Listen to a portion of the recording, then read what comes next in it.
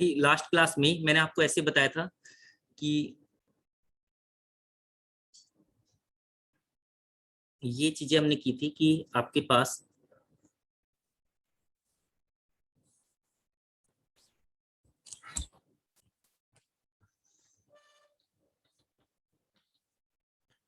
कि ये आपके पास में कोई भी एक Z1 वेक्टर है, ये आपके पास कोई भी एक Z2 वेक्टर है, तो आपने इस तरह से एक पैरेललोग्राम बनाई थी। ठीक है,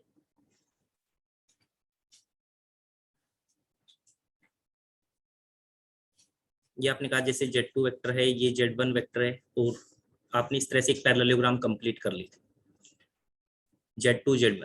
अब आपके पास अगर आप देख रहे हो ये Z2 हो गया, ये आपके पास में क्या हो गया, Z1 वेक्टर हो गया। तो ये जो वेक्टर आया था यहाँ से, ये क्या आया था, Z1 प्लस Z2 वेक्टर आया था, Z1 प्लस Z2 वेक्टर आया था। ये Z1 प्लस Z2 वेक्टर का मतलब आप देखोगे ऐसे कि आपके पास ये तो एक ट्रायंगल बन गई। अगर आप ऐसे कहते हो ओ ए बी, तो ओ ए बी ट्रायंगल में Z2 ये क्या डिनोट कर रहा है, ऐसे ये आपके पास ऐसे एक ट्रायंगल बन गई,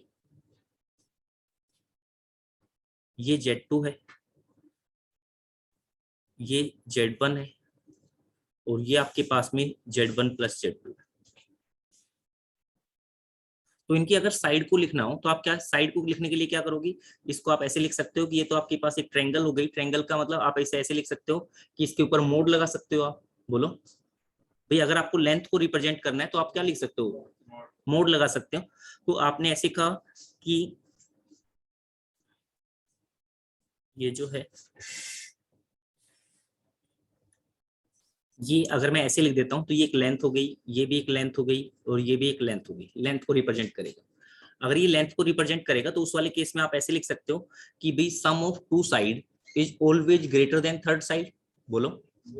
तो यहां से Z1 mode Z1 plus mode Z2 की जो वैल्यू होगी सम ऑफ टू साइड्स, वो क्या होगी, always greater than third side. यहां पर आपने इक्वल टू का साइन भी लगा दिया। तो ये ग्रेटर देन वाला तो क्या हो गया, ट्रायंगल लॉ ऑफ इनइक्वलिटी से हो गया। भाई दूसरा केस ऐसा भी हो सकता है कि ये ट्रायंगल ही नहीं बन रही हो, तो उस वाले केस में क्या हो गया, ये इक्वल टू का साइन भी आ सकता है।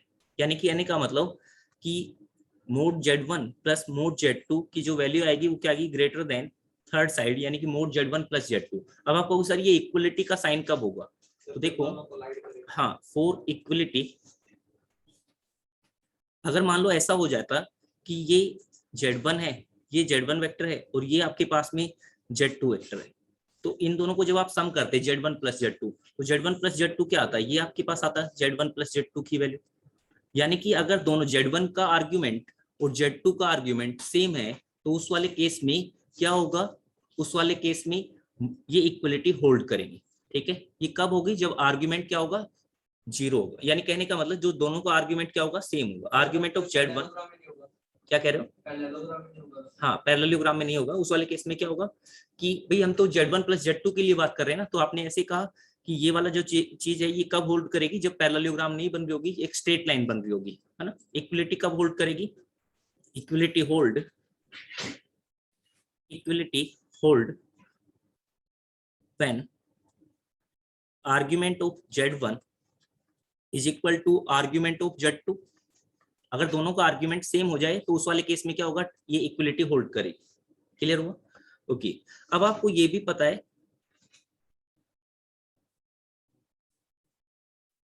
आपको ये भी पता है कि difference of two side is always, difference of two side is always less than third side.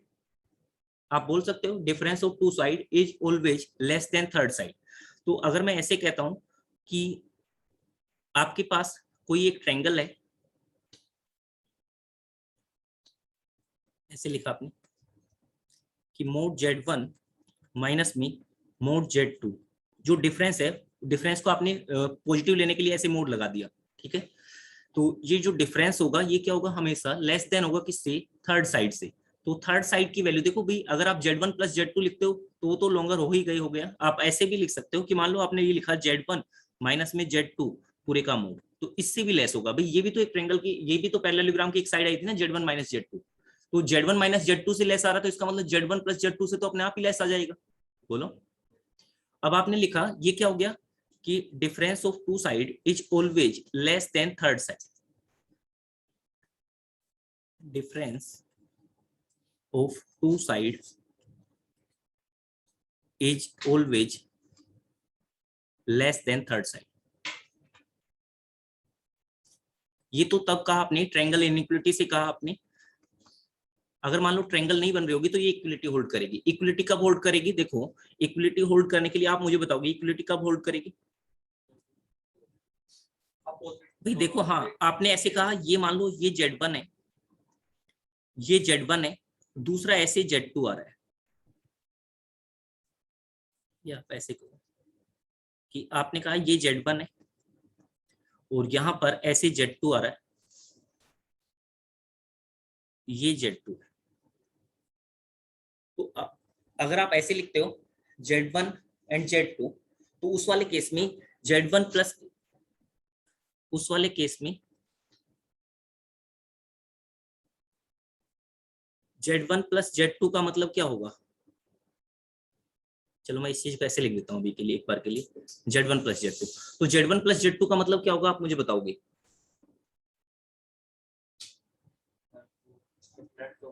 Subtract हो जाएंगे। सब्ट्रैक्ट होने का मतलब क्या हो जाएगा? ये जो आएगा ना, ये यहां से लेकर यहां तक का, ये क्या आ जाएगा? Z1 माइनस Z2 आ जाएगा। तो Z1 minus, sorry, Z1 plus Z2 आ जाएगा। ठीक है, क्लियर हुआ भाई दोनों का आर्ग्यूमेंट? तो इस वाले केस में देखो, मोड Z1 में से अगर आप मोड Z2 को सब्ट्रैक्ट करोगे, ये देखो पूरी जो लेंथ है ये क्या हो गई? Mode Z1। तो उसमें से ये वाली लेंथ को अगर आप सब्ट्रैक्ट करोगे तो ये क्या हो गया? Mode Z2। तो मोड Z1 में से मोड Z2 को अगर आप सब्ट्रैक्ट करोगे तो क्या आ जाएगा? जो डिफरेंस आएगा वो किसके इक्वल आएगा? Z1 प्लस Z2 के इक्वल आ जाएगा। बोलो। तो ये इक्वलिटी कब होल्ड करेगी? जब आर्ग्यूमेंट एक दूसरे की माइनस होंगी, यानी कि एक का आर्ग्यूमेंट दूसरे का माइनस होगा। ठीक है, क्लियर हो गई थी यहाँ तक की बात? ओके, यहाँ तक की बात आपने लिखी? हाँ ठीक है, नोट करो।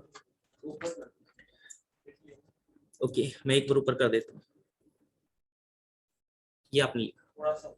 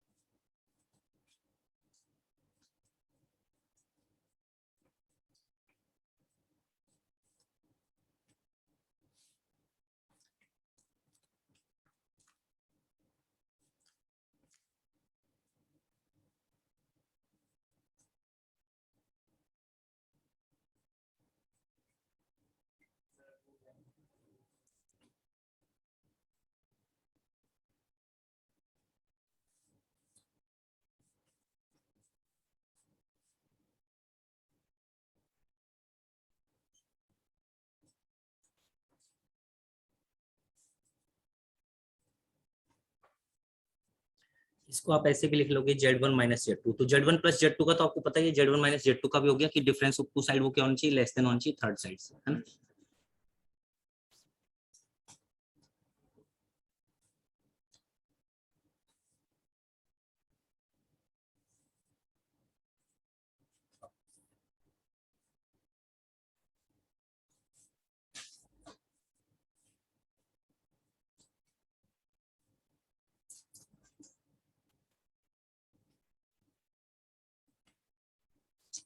यहाँ तक की बातें सबने नोट कर ली?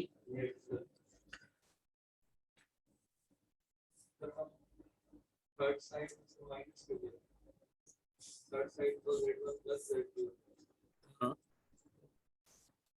क्या कह रहे हो? थर्ड साइड तो Z1 प्लस Z2 है। हाँ तो ठीक है, ये आपने ऐसे कहा है, ये क्या है? डिफरेंस ऑफ टू साइड, यानी कि मोड Z1 माइनस का मोड Z2, उसकी जो वैल्यू है लेस देन होगी थर्ड साइड। थर्ड साइड को Z1 प्लस Z2 है, एक जो डायगोनल आता है Z1 माइनस Z2 भी आता है, तो उससे रिलेट कर दिया। वो मैंने बना कर नहीं दिखाया, यानी कि जैसे आपके पास दो डायगोनल आए थे ना, एक तो Z1 प्लस Z2 आया था, दूसरा क्या आया था? Z1 माइनस Z2 आया था, तो उससे भी क्या होगा? लेस होगा। क्लियर हो गया?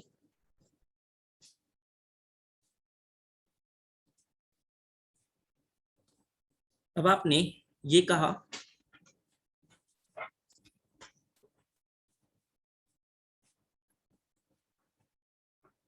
1 प्लस ई रेज टू की पावर आयोटा थीटा, इसको बच्चों आपने हाफ एंगल की फॉर्म में कन्वर्ट करना है, इसका मोड फाइंड करना है, फाइंड करोगे सभी, इसका आपने मोड फाइंड करना है, सभी मोड फाइंड करोगे।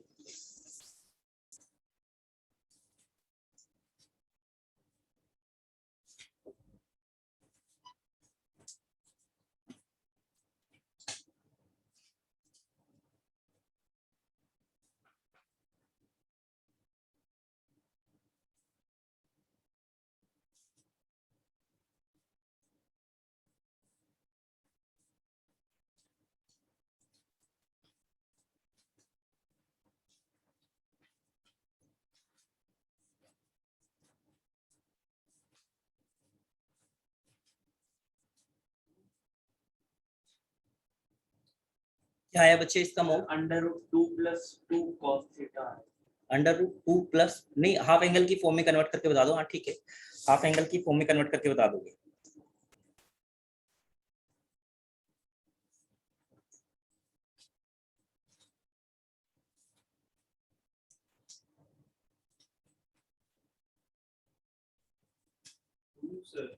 क्या कह रहे हो बच्चे? नहीं, आइडेंटिटी लगा के सर cos हाँ हाँ हाँ हाँ,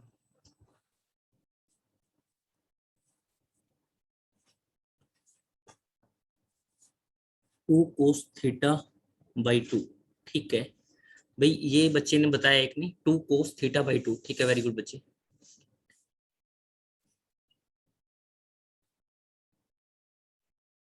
क्या नाम है इनका? तुषार, तुषार ने बताया, वेरी गुड बच्चे। इसमें 2 वाला जो पार्ट है ना, उसको आप चेक करोगे, वो 2 आएगा या फिर √2 आएगा, ये चेक करोगे बस।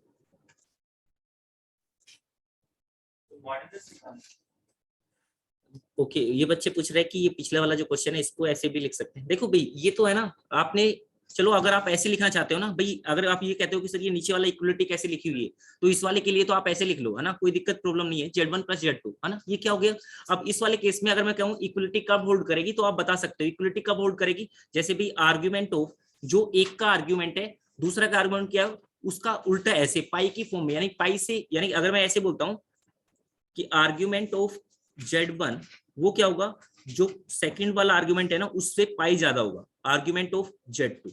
बोल सकते हो आप ये बात भाई, Z1 और Z2 के आर्ग्यूमेंट में क्या है, एक दूसरे के कितना डिफरेंस है, 180 का डिफरेंस है, यानी कि एक का आर्ग्यूमेंट, Z1 का आर्ग्यूमेंट होगा pi plus argument of Z2 होगा, तो उस वाले केस में ये इक्वलिटी होल्ड करेगी। क्लियर हो गया? ओके, ये वाला तो, ये तो आपने ऐसे लिखा हुआ है, और मैं ऐसे भी बोल दिया मैंने कि डिफरेंस ऑफ टू साइड वो क्या होगा, always less than third side, ठीक है, वो आपको पता है, यानी कि यहाँ पर मोड Z1 - Z2 भी लिख सकते थे। क्लियर हो गई इतनी बातें? सर 2 cos थीटा बाय 2 ठीक है, ओके, एक बार देखते हैं, इसका आपने मोड फाइंड करना है। अभी के लिए एक बार मोड फाइंड करा रहे हैं, उसके बाद आपने इसको रिजल्ट एज ए रिजल्ट याद रखना है, ठीक है, उसके बाद आपने इसको एज ए रिजल्ट याद रखना है। आपने कहा इसे हाफ एंगल की फॉर्म में कन्वर्ट करना है, तो आप कहोगे कि सर ये तो ऐसे लिख सकते हैं, 1 प्लस में ये cos theta plus iota sine theta. अब ये जो वैल्यू आ गई, ये क्या आ गई, 1 plus cos theta, 1 plus cos theta plus में आयोटा और ये साइन थीटा। देखो 1 प्लस कोस थीटा का मतलब होता है 2 कोस स्क्वायर थीटा बाई 2, ऐसे, प्लस में यहाँ पर क्या आ गया आयोटा, इसको भी आप क्या लिख सकते हो, ऐसे लिख सकते हो 2 sign theta by 2 cos theta by 2। बोलो, तो आप इसमें से ऐसे क्या ले सकते हो, 2 कोस थीटा बाई 2, ये तो आपने बाहर कॉमन ले लिया, तो ये क्या हो गया, ये आ गया आपके पास में कोस थीटा बाई 2 प्लस में आयोटा साइन थीटा बाई 2, ठीक है। और इसको अगर आपने ऐसे लिखा हुआ है कि ये, इसका मतलब ये जो लिख गया ये ऐसे हो गया 2 इंटू में कोस थीटा बाई 2 इंटू में ये क्या लिखा है, ई रेज टू की पावर आयोटा थीटा बाई 2। बोलो, तो ये किसकी वैल्यू आ गई है, 1 प्लस ई रेज टू की पावर आयोटा थीटा की वैल्यू आ गई है। तो बच्चों ये आपने ऐसे ही ध्यान रखना है, 2 cos theta by 2 e raise to की पावर आयोटा थीटा बाई 2। अगर आपको इसका मोड फाइंड करना हो, मोड लेने का मतलब ई रेज टू की पावर आयोटा थीटा का मोड कितना होता है, 1, ई रेज टू की पावर आयोटा थीटा का मोड कितना होता है, 1 होता है। तो आपने कहा अगर आपको इसका मोड फाइंड करना है 1 प्लस ई रेज टू की पावर आयोटा थीटा, इसका अगर आपको मोड फाइंड करना तो क्या आ जाएगा, 2 कोस थीटा बाई टू, क्योंकि ई रेज टू की power iota theta by two का तो मोड कितना होता है, 1 होता है। बोलो ओके। ये तो जनरल भी है सर कि z into फॉर्म से हाँ ठीक है। अब आपको देखो, इसको एक तो आपने इस तरह से ब्रेक किया, आप इसे दूसरे तरीके से ऐसे भी सोल्व कर सकते थे। कोई बच्चा ऐसे सोल्व कर लेता, 1 प्लस में ई रेज टू की पावर आयोटा थीटा है, तो आपने क्या किया कि इसमें से ई रेज टू की पावर हाफ एंगल की फॉर्म में कन्वर्ट करना है, तो ई रेज टू की power iota theta by to आपने कॉमन ले लिया। जब कॉमन लोगे तो ये क्या रह गया, ई रेज टू की पावर माइनस में iota theta by two plus में ई रेज टू की power iota theta by to. बोलो अब देखो ये क्या लिखा है, ई रेज टू की power iota theta by two, ये क्या लिखा हुआ है, ये देखो ऐसे लिखा हुआ है कि एक नंबर लिखा हुआ है और उसी का कॉन्जुगेट लिखा हुआ है ना, तो जेड प्लस जेड बार टाइप से लिखा हुआ है। तो अगर ऐसे लिखा होता है तो आप क्या करते हो, उसका मतलब क्या होता है, 2 इंटू में रियल पार्ट ऑफ जेड, तो रियल पार्ट ऑफ जेड का मतलब हो गया 2 कोस थीटा बाई टू। ठीक है, ये 1 प्लस ई रेज टू की पावर आयोटा थीटा की वैल्यू आई। इसका अगर आप मोड फाइंड करोगे, इसका अगर आप मोड फाइंड करोगे 1 प्लस ई रेज टू की पावर आयोटा थीटा, इसका अगर आपने मोड फाइंड किया तो क्या आ जाएगा, ई रेज टू की power iota theta by to, इसका मोड इनटू में 2 कोस थीटा बाई टू। ठीक है, क्लियर हुआ। ठीक है, तो ये ई रेज टू की पावर आयोटा थीटा, इसका मोड तो कितना होता है 1, तो ये क्या आ गया 2 cos theta by to. Sir वहां पर टू टाइप्स रियल पार्ट में सर इसको आप ऐसे भी लिख सकते हो कि यहाँ पर आपने ये लिख दिया मोड के अंदर ऐसे लिख दिया। क्लियर हो गया कि cos थीटा बाई टू की अगर नेगेटिव वैल्यू आ रही होगी तो वो पॉजिटिव हो जाएगी। क्लियर हुआ है नहीं हुआ है। सर जो ट्वाइस ऑफ रियल पार्ट लिखा है सर, हमने वहां पर रियल पार्ट को cos थीटा बाई टू लिखा है। हाँ क्योंकि एंगल देखो थीटा बाई टू है बच्चे, तो यानी कि ऐसे लिखा है ना cos theta by two plus iota sine theta by two, फिर दूसरे वाले में क्या लिखा है cos theta by two minus का iota sine theta by two, तो क्या आ जाएगा थीटा बाई टू की टर्म में ही आएगा। क्लियर हो गया नहीं भाई, ई रेज टू की power iota theta by two का मतलब क्या हुआ, cos theta by two plus iota sine theta by to. Okay, e raise to की power minus iota theta by two का मतलब क्या हुआ, देखो साइन वाला जो पार्ट है वो माइनस होगा, कोस माइनस थीटा तो कोस थीटा की इक्वली होता है, तो cos theta by two minus का iota sine theta by two, तो साइन वाला पार्ट कैंसिल हो गया, क्या रह गया 2 कोस थीटा बाई टू। ये 1 प्लस ई रेज टू की पावर आयोटा थीटा की वैल्यू आई। ऐसे ही आपने क्या कहा कि 1 माइनस ई रेज टू की power iota theta by two की आपने वैल्यू फाइंड की।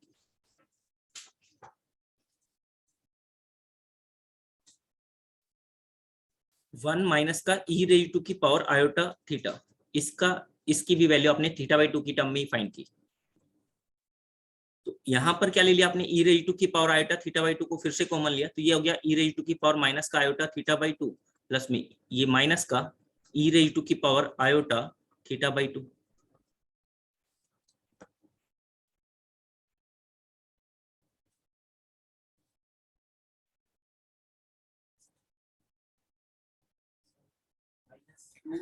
ठीक है, अब ये लिखा है जेड, ये आपके पास ऐसे लिखा है जेड माइनस जेड बार, इसका मतलब देखो ये है ऐसे लिखा हुआ है ई रेज टू की power iota theta by two, ये पहले वाला क्या लिखा है 2 cos theta by two minus का iota sine theta by two. हाँ ठीक है, तो ये क्या आ जाएगा माइनस का 2 iota sine theta by to. देखो ये जो आपके पास लिखा है माइनस आयोटा का आप क्या लिख सकते हो, ई की फॉर्म में अगर आपको लिखना हो, इसे कैसे लिखोगे ई की फॉर्म में, रियल पार्ट 0 है तो यानी कि आर्ग्यूमेंट की वैल्यू वो कितनी हुई इसमें, अब माइनस आयोटा में अगर आप आर्ग्यूमेंट फाइंड करोगे तो कितना आएगा माइनस पाई बाई टू। बोलो तो माइनस पाई बाई टू का मतलब हो गया ये ई रेज टू की पावर माइनस का आयोटा इंटू में पाई बाई टू, ये लिखा हुआ है। तो अब आपने इसका मतलब तो ये हो गया कि ऐसे लिखा हुआ है ई रेज टू की power iota theta by to, और ये लिखा है ई रेज टू की पावर माइनस का आयोटा पाई बाई टू, या फिर आप इतना ही छोड़ दो, ठीक है इतना ही लिखा रहने दिया। तो आपको यहां से पता चला कि अगर आप इसका आर्ग्यूमेंट फाइंड करोगे 1 माइनस में ई रेज टू की पावर आयोटा थीटा, अगर आप इसका आर्ग्यूमेंट फाइंड करोगे तो क्या आ जाएगा साइन थीटा बाई टू की टर्म आ जाएगा 2 साइन थीटा बाई टू। ठीक है, हाँ मॉडुलस आ गया साथ, क्लियर हो गया। तो ये तो cos थीटा बाई 2 के लिए आया, ये sin थीटा बाई 2 के लिए आया।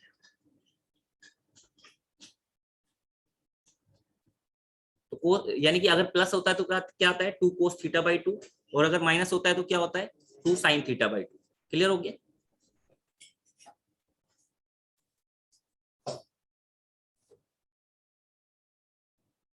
यहां तक की बातें सबको क्लियर हुई होगी।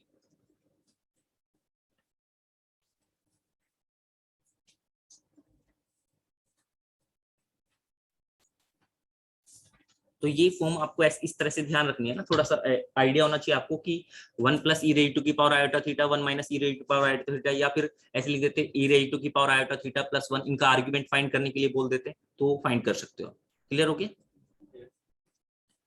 अब नेक्स्ट लिखा आपने, लिखोगे कोऑर्डिनेट इक्विवेलेंट कोऑर्डिनेट इक्विवेलेंट। देखो कोऑर्डिनेट में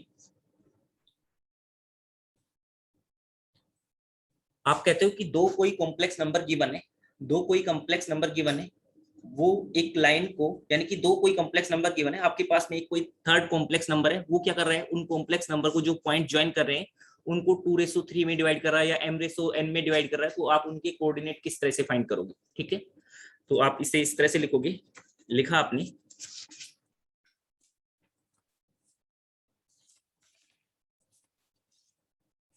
ऐसे लिखा आपने, ये अपनी कॉम्प्लेक्स नंबर के लिए कर रहे हैं, coordinate equivalent of complex number. तो दो पॉइंट गिवन है, एक पॉइंट है जैसे ए के कोरस्पॉन्डिंग में z1 कॉम्प्लेक्स नंबर है, और दूसरा पॉइंट गिवन है आपको बी जिसके कोरस्पॉन्डिंग z2 कोई कॉम्प्लेक्स नंबर है।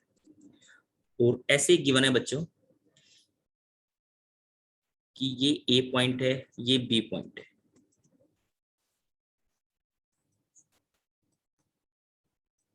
अब कोई एक पी पॉइंट है या कोई भी एक कॉम्प्लेक्स नंबर है जो क्या कर रहा है, इनको लैम्डा रेशो म्यू में इंटरनली डिवाइड कर रहा है, इंटरनली डिवाइड कर रहा है, इंटरनली। अगर इंटरनली डिवाइड कर रहा है, आपको पी पॉइंट की कोरस्पॉन्डिंग जो कॉम्प्लेक्स नंबर है वो फाइंड करना हो। पी पॉइंट के कोरस्पॉन्डिंग अगर आपको कॉम्प्लेक्स नंबर फाइंड करना, तो आप क्या करोगे, ऐसे करोगे, लैम्डा को तो इस तरफ मल्टीप्लाई कर दोगे, ठीक है, अपोजिट साइड में मल्टीप्लाई करते हैं, म्यू को इस तरफ मल्टीप्लाई कर दोगे, तो जेड पी के जो कोऑर्डिनेट आ जाएंगे, यानी जेड पी कॉम्प्लेक्स नंबर जो होगा पॉइंट पी के कोरस्पॉन्ड में जो कॉम्प्लेक्स नंबर होगा वो क्या हो जाएगा, ऐसे जेड इंटू में, यानी कि लैम्डा z1 प्लस में mu z2 divide by lambda plus mu. ठीक है, अगर ये वैसे पॉइंट गिवन होता था तो आप क्या करते थे, ऐसे x की वैल्यू फाइंड करते थे, फिर y की वैल्यू फाइंड करते थे। यहाँ पर कॉम्प्लेक्स नंबर गिवन है तो आप डायरेक्टली ऐसे मल्टीप्लाई कर लोगे, कॉम्प्लेक्स नंबर आ जाएगा। क्लियर होगी? हाँ एक्सटर्नली बच्चों, अगर मान लो ये तो इंटरनली था, अगर मान लो एक्सटर्नली होता तो उस वाले केस में आप क्या करोगे कि एक वैल्यू को माइनस पुट कर दो, जैसे लैम्डा रेशो म्यू है तो आप म्यू को माइनस म्यू पुट कर दो। ठीक है, ये आपने कहा ये तो इंटरनली के लिए था, एक्सटर्नली के लिए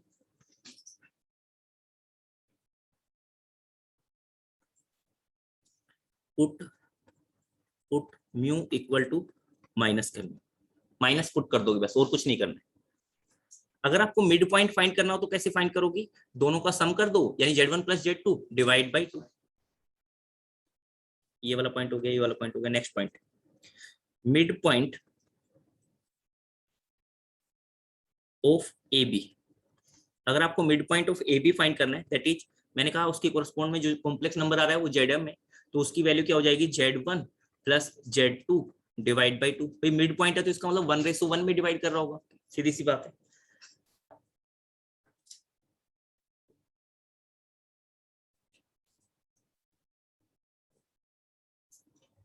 अब आपने एक क्वेश्चन लिखा सभी ने,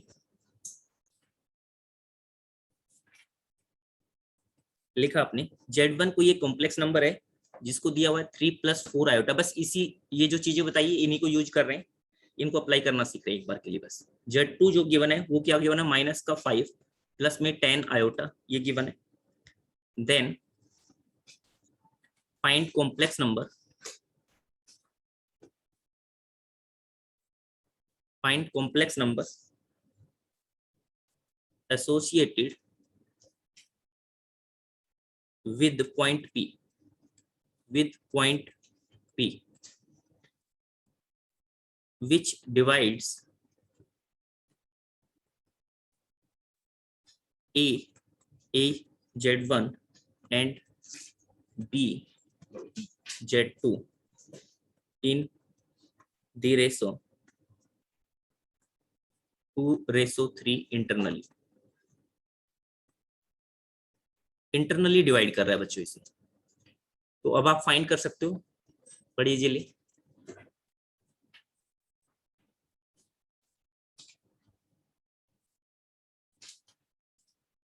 जेड क्या है बच्चे? पी पॉइंट के कोरस्पॉन्डिंग जो कॉम्प्लेक्स नंबर आएगा ना वो है जेड पी का मतलब पी पॉइंट के कोरस्पॉन्डिंग कोई कॉम्प्लेक्स नंबर आएगा। पी पॉइंट क्या कर रहा है? पी पॉइंट वो ए बी को लैम्डा रेशो म्यू में डिवाइड कर रहा था, तो वो पी पॉइंट के कोरस्पॉन्डिंग जो कॉम्प्लेक्स नंबर है वो फाइंड किया था जेड पी से, उसको हमने जेड पी लिख दिया था। अभिनव सिंह, क्लियर हुआ बच्चे? -1 + लैम्डा को भी माइनस के रिप्लेस कर सकते हैं। हाँ बच्चे, लैम्डा को भी किसी एक को आप माइनस से रिप्लेस कर दो, किसी भी एक को। लैम्डा को भी कर सकते हो, म्यू को भी कर सकते हो, बट एक को करना है। इंटरनली और एक्सटर्नली का मतलब क्या होता है बच्चे? इंटरनली और एक्सटर्नली का मतलब, सर मैं जेडपी का कोई नेम्स है क्या ये? नहीं, पी पॉइंट की कोरस्पॉन्डिंग था इसलिए मैंने जेडपी लिख दिया था। मान लो आप पी पॉइंट लिख देते वहां पर तो जेडपी लिख देते, ऐसे कुछ भी लिख सकते थे उस चीज को, Z3 लिख दो, कोई प्रॉब्लम नहीं है उस चीज से।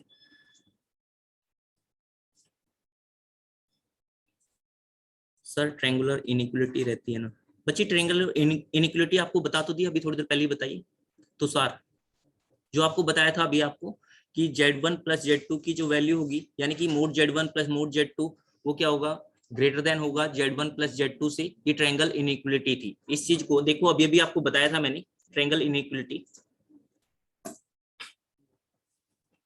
ये इससे ऊपर ट्रायंगल इनइक्वालिटी बताइए।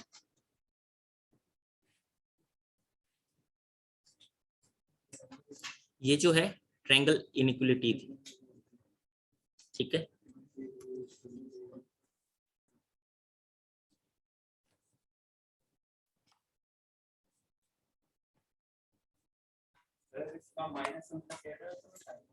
और क्या क्या आंसर आया? -1/5 प्लस में 32/5 आयोटा।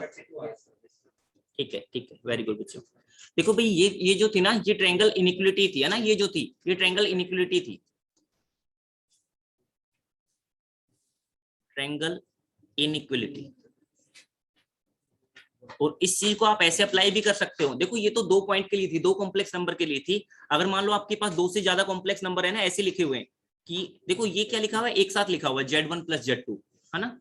तो अगर मान लो आपके पास ऐसे लिखा हुआ है Z1 mode Z1 plus mode Z2 plus mode Z3, ऐसे आपके पास में क्या लिखा हुआ है, ऐसे n तक लिखे हुए मोड Zn, इन सब का जब आप सम करोगे तो ये क्या होगा? Always greater than equal to किससे? Z1 + Z2 + Z3 up to Zn। ये ट्रायंगल इनइक्वालिटी, इसी को एक्सटेंड कर दिया मैंने, ये 2 के लिए था, मैंने इसी को एक्सटेंड कर दिया आगे भी।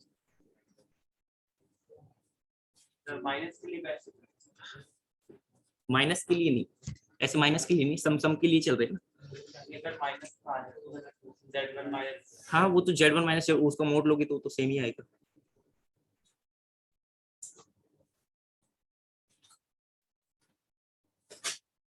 ओके, ये आंसर आ गया होगा सभी का। -1/5 प्लस 32/5 ये आंसर आना चाहिए। देखो कैसे सोल्व किया आपने, एक बार जल्दी से देख लेते हैं। ये आपके पास में एक ए पॉइंट था, ये ए पॉइंट है। ए पॉइंट का मतलब इसके कोरस्पॉन्डिंग Z1 कॉम्प्लेक्स नंबर है। ये कोई बी पॉइंट है, इसके कोरस्पॉन्डिंग Z2 कॉम्प्लेक्स नंबर है। ये Z1 कॉम्प्लेक्स नंबर है। यहाँ पर देखो क्या है कि एक पी पॉइंट है। पी पॉइंट क्या कर रहा है, देखो यहाँ पर ये चीज ध्यान देनी है आपने, विच divides A and be in ratio 2:3। तो पहले ए लिखा है ना बच्चों, ए लिखा है तो ए की कोरस्पॉन्डिंग 2 आएगा, यानी कि ये 2 आएगा और यहाँ पर 3।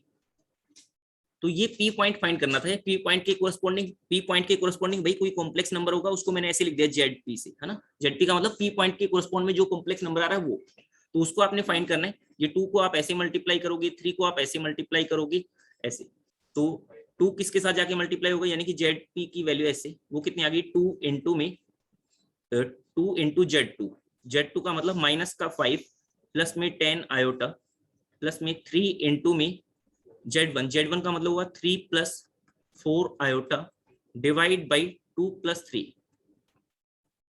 तो ये आपने सोल्व किया तो क्या वैल्यू आई थी माइनस का 1/5 प्लस में 32 डिवाइड बाई 5 आयोटा। इस तरह से आपके पास वैल्यू आ गई।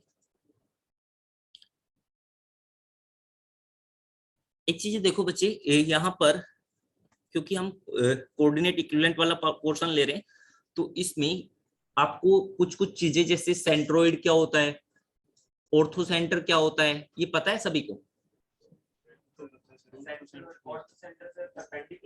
ठीक है, एक बार मैं बता देता हूँ जल्दी जल्दी से, है ना। देखो भी, आप ऐसे देखोगे, ये आप छोटी क्लासेज में पढ़ के आते हो ऐसे कि ये आपके पास में कोई भी एक ट्रायंगल है। पहले आप यहाँ पर देख रहे हो ट्रायंगल्स है ना, ये आपके पास कोई भी एक ट्रायंगल है, अभी कॉम्प्लेक्स नंबर वाला पार्ट नहीं है। ऐसे लिख दिया आपने सम इंपॉर्टेंट पॉइंट्स।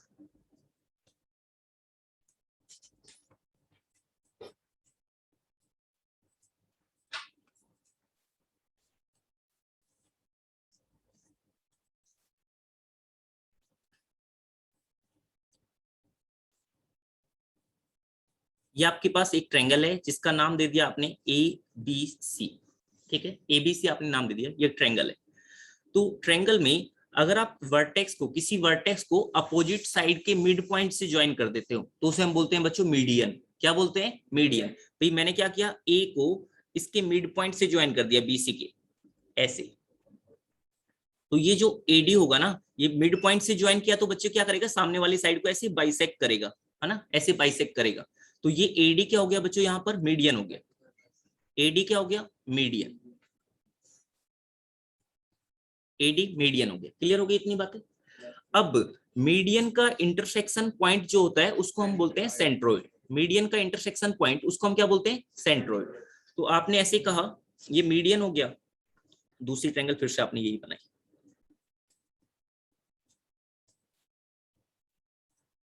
ABC। तो ऐसे ये सामने वाली साइड को, ये वाला जो है AD जो है सामने वाली साइड को बाइसेक्ट कर रहा है, ये वैल्यू इक्वल है। ऐसे आपने ये E पॉइंट है, ये भी सामने वाली साइड को ऐसे बाइसेक्ट कर रहा है, और ये आपके पास में F पॉइंट है, ये भी सामने वाली साइड को ऐसे बाइसेक्ट कर रहा है। ठीक है, क्लियर हो गया? तो यहाँ पर कौन कौन से मीडियन है आप मुझे बताओगे? AD comma BE comma CF, ये क्या है, आर मीडियंस, ये सभी मीडियंस। अब मीडियन का इंटरसेक्शन पॉइंट जो होता है उसको क्या बोलते हैं बच्चों, हम सेंट्रोइड। क्या बोलते हैं? सेंट्रोइड। ये जो इंटरसेक्शन पॉइंट है ना, ये जो दिख रहा है आपको, जहां पर ये इंटरसेक्ट कर रहे हैं, इसको हम क्या बोलते हैं, सेंट्रोइड।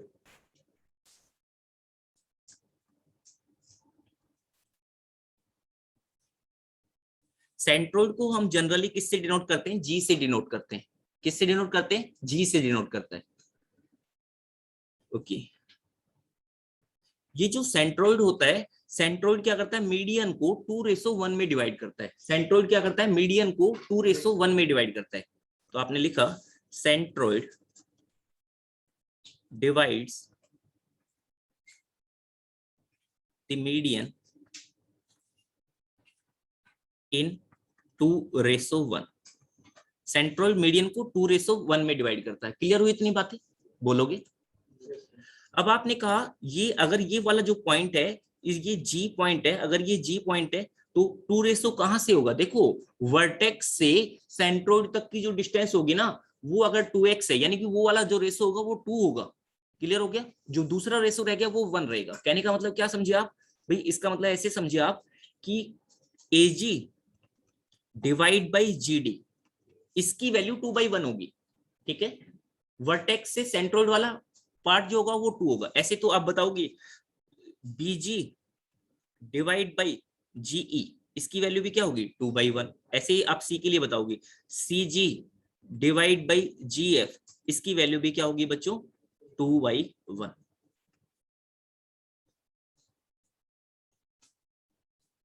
क्लियर हो गया यहां तक की बातें? ठीक है, तो ये तो आपको पता चला, सेंट्रोइड के बारे में पता चला। तो बच्चों अगर मैं आपसे ये पूछूं, कि सेंट्रोइड, किसी ट्रायंगल का सेंट्रोइड बाहर हो सकता है, ट्रायंगल से बाहर हो सकता है, मतलब किसी ट्रायंगल का सेंट्रोइड वो ट्रायंगल के बाहर लाई कर सकता है? क्या कह रहे हो? नहीं, मैं पूछ रहा हूँ ऐसा हो सकता है या नहीं हो सकता है? भाई नहीं हो सकता ऐसा। क्यों नहीं हो सकता है? क्योंकि भाई ये तो मीडियन का इंटरसेक्शन पॉइंट है ना, तो मीडियन तो ट्रायंगल के अंदर ही होंगे, तो इसका मतलब सेंट्रोइड बाहर नहीं हो सकता है। क्लियर होगी इतनी बातें? अब अभी आएंगे वहां पर बच्चे, 1 मिनट रुके। तो आपने कहा कि मीडियन यानी कि जो सेंट्रोइड होगा वो बाहर नहीं होगा। क्लियर हुई इतनी बातें? ठीक है। और बच्चों ये जो पॉइंट है ना, ये 4 पॉइंट जो मैं करा रहा हूं अभी आपको, जैसे मैंने पहले अभी आपको सेंट्रोइड का कराया, ठीक है, तो ये सेंट्रोइड का आपको मैंने पूरा बता दिया। ये जो 4 पॉइंट होते हैं ना, इन 4 पॉइंटों से जेई में ऐसा कभी नहीं हुआ आज तक कि इन 4 पॉइंटों से क्वेश्चन नहीं आया, ठीक है, तो इनसे हमेशा क्वेश्चन आता ही आता है। तो ये अभी भी देख रहे हो आप, फिर उसके बाद में कोऑर्डिनेट ज्योमेट्री में जाओगे तो दोबारा से भी देखने को मिलेगा, ठीक है। कॉम्प्लेक्स नंबर में भी हो जाता है इसका, और कोऑर्डिनेट ज्योमेट्री में तो आता ही आता है, ठीक है। तो यहां तक की बातें क्लियर हो गई आपको। अब मान लो आपको सेंट्रोइड, अगर मान लो आपके पास में ऐसे कोई ट्रायंगल गिवन है,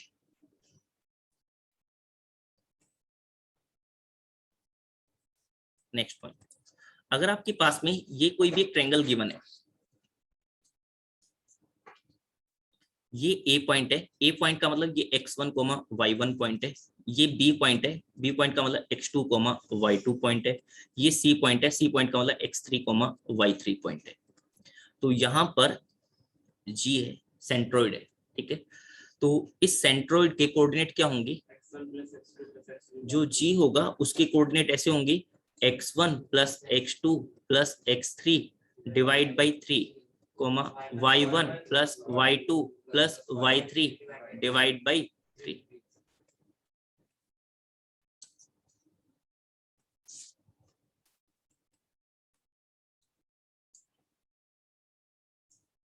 तो इस तरह से ये सेंट्रोइड वाला पार्ट पूरा समझ में आ गया होगा आपको। अभी सेंट्रोइड के बारे में क्या बताया, एक बार दोबारा से मेरे साथ जल्दी से बोलोगे। सेंट्रोइड के लिए क्या बताया, बोलोगे सभी। सेंट्रोइड क्या करता है, मीडियन को, पहले तो सेंट्रोइड क्या होता है, इंटरसेक्शन पॉइंट ऑफ मीडियंस, यानी कि इंटरसेक्शन पॉइंट ऑफ मीडियन हो गया क्या, सेंट्रोइड। सेंट्रोइड मीडियन को किस रेशो में डिवाइड करता है, 2:1 में डिवाइड करता है। ओके अगर मान लो उनके कोऑर्डिनेट गिवन है, पॉइंट के, किसी ट्रायंगल के पॉइंट के कोऑर्डिनेट गिवन है x1 y1 x2 y2 x3 y3, तो सेंट्रोइड के कोऑर्डिनेट क्या होंगे, x1 plus x2 plus x3 divide by 3, y1 plus y2 plus y3, y1 plus y2 plus y3 divide by 3। Okay यहां तक की बातें क्लियर हुई। उसके बाद नेक्स्ट आपने लिखा, आपने ऑर्थो सेंटर।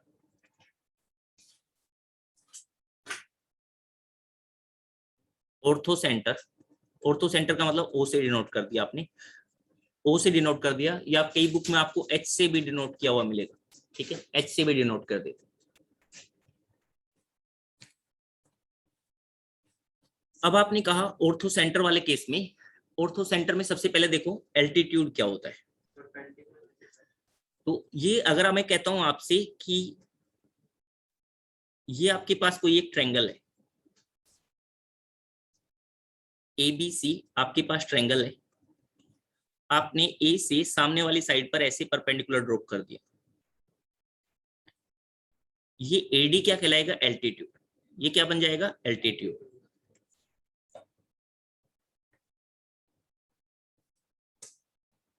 तो ऑर्थो सेंटर क्या होता है, intersection point of altitude, intersection point of altitude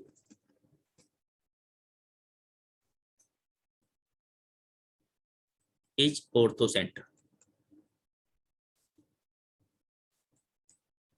तो इंटरसेक्शन पॉइंट लोगे तो वो क्या बन जाएगा, ऑर्थो सेंटर बन जाएगा। जैसे आपने लिखा ये कि ये आपके पास में एक ट्रायंगल है,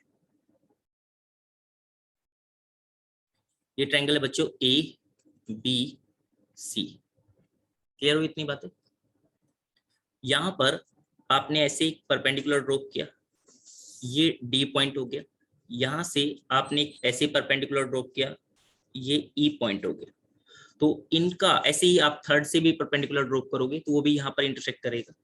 तो ये जो होगा इसको हम क्या बोलते हैं, ये जो पॉइंट आ रहा है इसको हमने क्या बोल दिया, एल्टीट्यूड।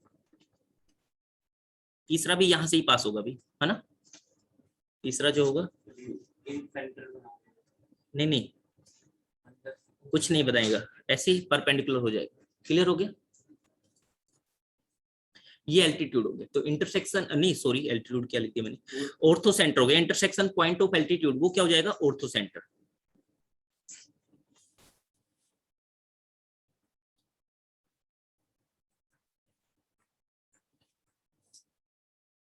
तो बच्चों आप मुझे बताओगे कि ऑर्थो सेंटर, जैसे मैंने कहा कि ये आपके पास कोई एक राइट एंगल ट्रायंगल है, ये आपके पास में कोई भी एक राइट एंगल ट्रायंगल है ABC।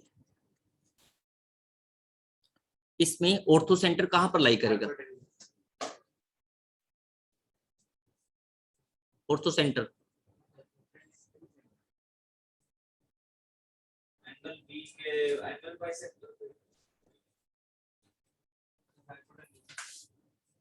देखो भाई, आपने कहा इंटरसेक्शन पॉइंट ऑफ एल्टीट्यूड वो क्या होता है, ऑर्थो सेंटर होता है।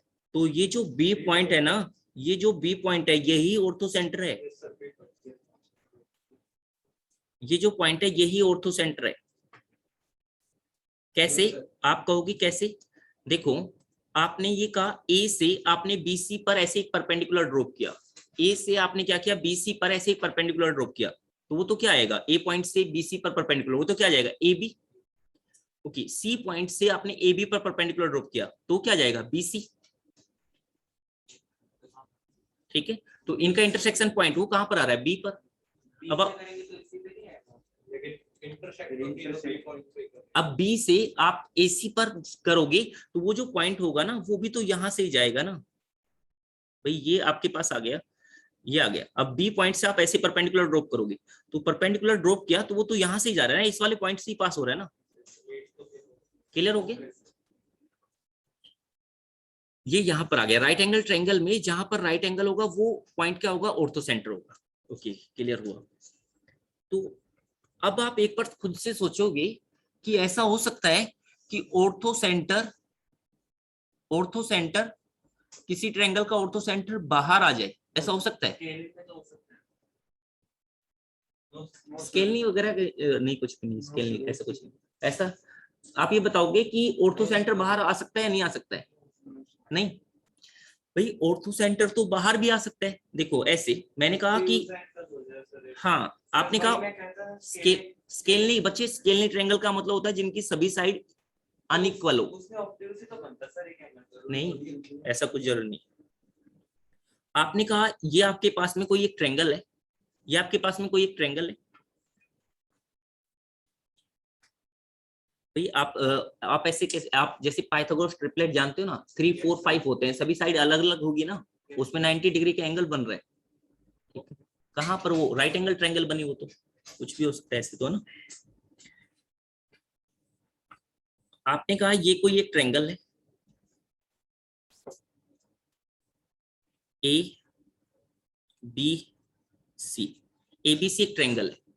इस वाले केस में मैं एक आइडिया दे रहा हूं आपको। आपने क्या कहा, सी से ऐसे एक परपेंडिकुलर ड्रॉप किया AB पर, तो सी से AB पर परपेंडिकुलर ड्रॉप करोगे तो वो क्या होगा, ऐसे। अभी ये थोड़ी देर पहले एक बच्चे ने पूछा था सर एक्सटर्नली कैसे डिवाइड करता है, वो बच्चा भी एक बार ध्यान से सुने। सी से आपने AB पर परपेंडिकुलर ड्रॉप किया, AB पर परपेंडिकुलर ड्रॉप करोगे तो परपेंडिकुलर तो ऐसे ड्रॉप होता है। ओके, तो ये तो ऐसे जा रहा है परपेंडिकुलर। अब आप कहोगे ये तो इसी मतलब डायरेक्टली ऐसे नहीं आ रहा कि इनकी AB को इंटरनली डिवाइड नहीं कर रहा। जब आप AB को ऐसे आगे एक्सटेंड कर रहे हो तब जाके क्या कर रहा है, ये 90 डिग्री का एंगल बना रहा है। क्लियर हुआ? ये क्या हो गया, ये जो आया ना, मान लो मैं कहता हूँ CD लिखा हुआ है, तो ये CD क्या है कि altitude on A B, A B पर जो एल्टीट्यूड है वो क्या है, सी डी है। क्लियर हुआ? तो ये एल्टीट्यूड आया, ये जो एल्टीट्यूड आया है, ओके। अब आप कहोगे कि आपने क्या किया कि जो भी ऑर्थो सेंटर आएगा अब इस एल्टीट्यूड पर आएगा, ये जो सी डी एल्टीट्यूड है इसी पर कहीं पर आएगा, बोलो। ठीक है, तो ये तो सी पॉइंट से आपने इस पर एल्टीट्यूड ड्रॉ किया था। अब मैं कहता हूं कि जैसे बी पॉइंट से आप एसी पर एल्टीट्यूड ड्रॉ करो।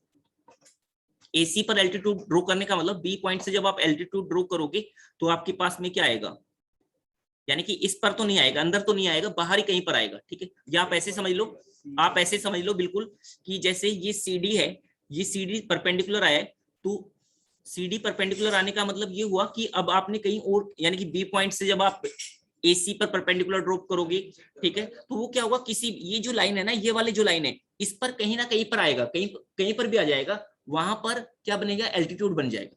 क्लियर हुआ, बोलो। ठीक है, अब वो कहां पर आ रहा है, अभी डायरेक्टली नहीं पता चल रहा आपको ना। हाँ, कहने का मतलब आपको ये तो समझ में आ गया कि जो ऑर्थो सेंटर है, मैं बस यही विजुअलाइज कराना चाह रहा था आपको, जो ऑर्थो सेंटर है वो ट्रायंगल से बाहर चला गया। क्लियर हो गया, ऑर्थो सेंटर ट्रायंगल से क्या चला गया, बाहर चला गया, बोलो। तो ऑर्थो सेंटर क्या होगा कि अगर राइट एंगल ट्रायंगल है तब तो क्या होगा भाई, सबसे पहले देखो, अगर एक्यूट एंगल ट्रायंगल है तो एक्यूट एंगल ट्रायंगल में तो अंदर लाई करेगा, ठीक है। अगर ऑब्ट्यूस एंगल ट्रायंगल होगी तो उसमें बाहर लाई करेगा, राइट एंगल ट्रायंगल होगी तो ऑन दी ट्रायंगल लाई करेगा। ऑन दी ट्रायंगल का मतलब कहां पर, जहां पर वो राइट एंगल है वहां पर लाई करेगा। क्लियर होगी, आउटसाइड द ट्रायंगल। ये ऑब्ट्यूस एंगल थी, obtuse angle triangle, ortho centre lies outside the triangle.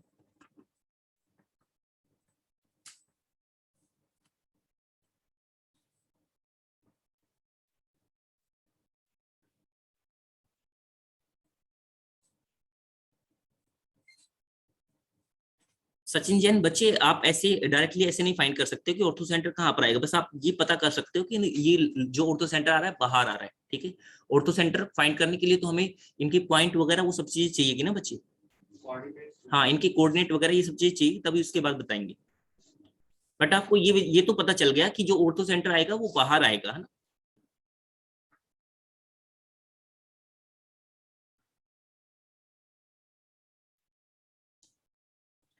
अब देखो, अगर आपको ऑर्थो सेंटर फाइंड करना हो तो ऑर्थो सेंटर फाइंड करने के लिए एक रेडीमेड फॉर्मूला भी है। ठीक है, ये बहुत कम यूज होता है बट मैं लिखवा दे रहा हूँ for the sake of completeness. ठीक है, मैं लिखवा दे रहा हूँ, ये हार्डली यूज होगा। ठीक है, जैसे ये एंगल ए है, ये एंगल बी है, ये एंगल सी है। बस आपको ये पता होना चाहिए ऑर्थो सेंटर का मतलब क्या हो गया, इंटरसेक्शन पॉइंट ऑफ एल्टीट्यूड, वो ऑर्थो सेंटर होगा। क्लियर हो गई ना इतनी बातें। तो अब जैसे ए बी सी है, अगर आपको ये एंगल पता हो, ए एंगल पता हो, बी एंगल पता हो, सी एंगल पता हो, तो उस वाले केस में ये मैंने कहा जैसे ये ऑर्थो सेंटर है, जेड एच लिख दो, जेड ओ लिख दो, ऐसे लिख दो, है ना। तो ये आप ऐसे लिख दो, ऑर्थो सेंटर, ये वाला जो पॉइंट है ये ऑर्थो सेंटर। इसको तो इन सेंटर से भी निकाल सकते हैं, इन सेंटर से मतलब सर्कल अंदर बन जाएगा सर, अगर उसके कोऑर्डिनेट्स पता तो वहां से निकल जाएगा।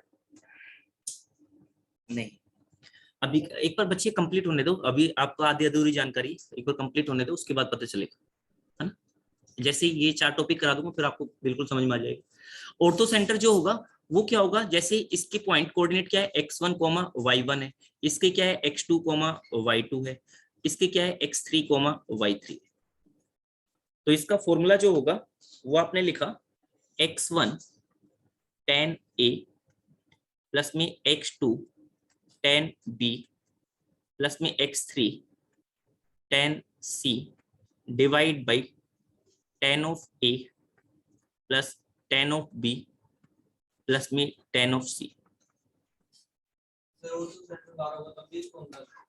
हाँ, सभी में वर्क करेगा। बट ये फॉर्मूले के लिए आपको बहुत सारी चीजें चाहिए। आपको क्या चाहिए? कोऑर्डिनेट चाहिए, ठीक है, फिर उसके बाद में एंगल चाहिए। इतनी सब चीजें, अगर कोऑर्डिनेट, एंगल, ये सब चीजें मिल जाएगी तो उसके बाद तो हम वैसे ही सोल्व कर सकते हैं क्वेश्चन को, है ना। तो उसके बाद में ये क्या हो गया, y1 tan a। बस ये फॉर्मूला तो ये है कि ये अगर आपसे बस ये पूछ सकते हैं कि ऑर्थो सेंटर का कौन सा फॉर्मूला होता है, तो बस आपको पता होना चाहिए कि क्या आता है। ऑर्थो सेंटर वाले में क्या आता है? tan आता है ना। तो x1 के साथ tan, x2 के साथ tan b, वो वाला एंगल है ना। y1 tan a plus y2 tan b plus y3 tan c। भाई मैं दोबारा से बोल दे रहा हूँ, फॉर्मूला बिल्कुल भी इंपॉर्टेंट नहीं, ठीक है। tan of a plus tan of b plus tan of c। इस फॉर्मूले का हम पता नहीं कहीं यूज करेंगे भी या नहीं करेंगे, ठीक है। हम तो जो क्वेश्चन सोल्व करेंगे वो डायरेक्टली वैसे ही सोल्व कर लेंगे।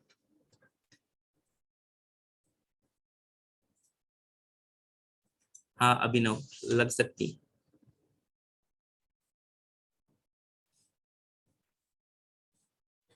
क्लियर हो गया? ऑर्थो सेंटर यहाँ तक कंप्लीट हो गया।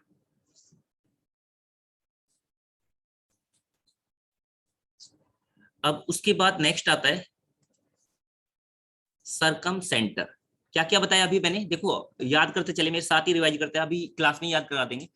सबसे पहले आपने बताया सेंट्रोइड। सेंट्रोइड का तो समझ में आ गया, इंटरसेक्शन पॉइंट ऑफ मीडियन। किस रेशो में? 2:1 में। किसको? मीडियन को। कैसे फाइंड करते हैं? उसका फॉर्मूला याद होना चाहिए, x1 plus x2 plus x3 divide by 3, y1 plus y2 plus y3 divide by. Ortho centre में क्या याद रखना आपको? Intersection point of altitude ortho centre होगा। एक्यूट एंगल ट्रायंगल है तो अंदर लाई करेगा, राइट एंगल ट्रायंगल है तो ऑन दी ट्रायंगल लाई करेगा, एंड ऑब्ट्यूस होगा तो बाहर लाई करेगा।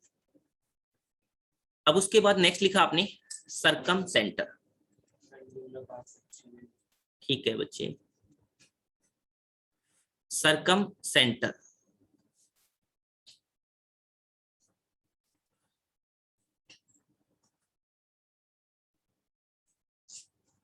सरकम सेंटर का मतलब क्या होता है? ऐसे होता है कि इंटरसेक्शन पॉइंट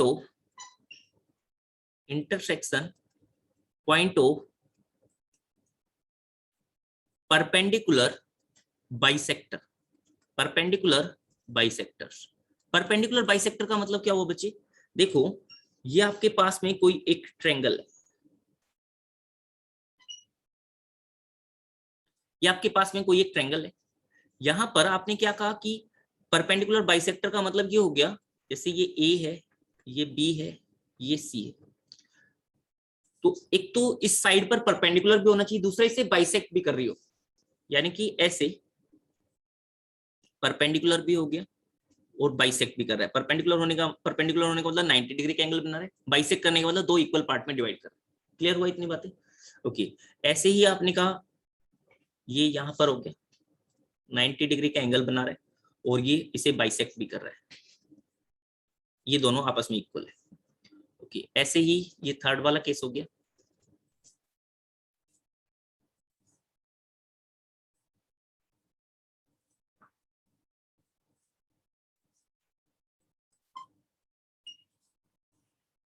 ये जो इंटरसेक्शन पॉइंट आया इसको हम बोलेंगे सरकम सेंटर, ठीक है। ये जो पॉइंट आया है इसको हम क्या कहते हैं? सरकम सेंटर।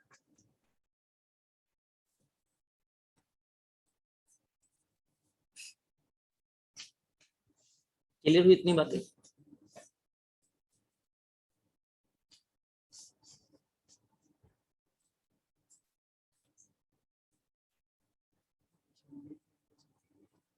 अब देखो अगर आप देख रहे हो ना सरकम सेंटर, इसमें देखो एक वर्ड यूज हो रहा है सरकम, है ना। ये क्या होता है? सरकम सर्कल का सेंटर होता है। सरकम सर्कल का मतलब होता है ऐसा सर्कल जो इनके तीनों वर्टेसिस से पास हो रहा हो, सरकमस्क्राइब कर रहा हो उसे, ठीक है। ऐसा सर्कल जो इसे सरकमस्क्राइब कर रहा है, सरकमस्क्राइब करने का मतलब इनके तीनों वर्टेक्स से पास कर रहा हो, उसको हम क्या कहते हैं? सरकम सर्कल बोलते हैं। क्या बोलते हैं? सरकम सर्कल। एक होता है इन सर्कल। इन सर्कल का मतलब सर्कल अंदर है, ट्रायंगल के अंदर है। क्लियर हो गया? सर्कल क्या है? ट्रायंगल की साइड को टच करता हुआ जा रहा है, अंदर अंदर, है ना, तो वो इन है, यानी कि अंदर है, तो इन इन सर्कल। ये क्या हो गया? सरकम। सरकम सर्कल मतलब जो इस ट्रायंगल को सर्कमस्क्राइब कर रहा है सर्कल, उसका सेंटर। सर्कमस्क्राइब करने का मतलब सर्कल बाहर है, क्लियर हो गया। इनका मतलब सर्कल अंदर है ना। इन क्लियर हो गई इतनी बातें।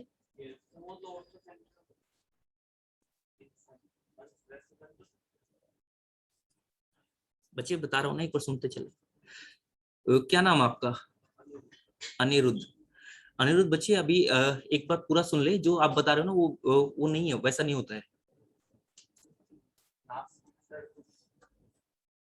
एक बार बता रहा हूँ, एक बार सुन ले, 4 पॉइंट क्लियर हो ले। आप बार बार उसी चीज को बोले जा रहे, तो वो मैं एक बार बता चुका हूँ, वो ऐसा नहीं होता है ना।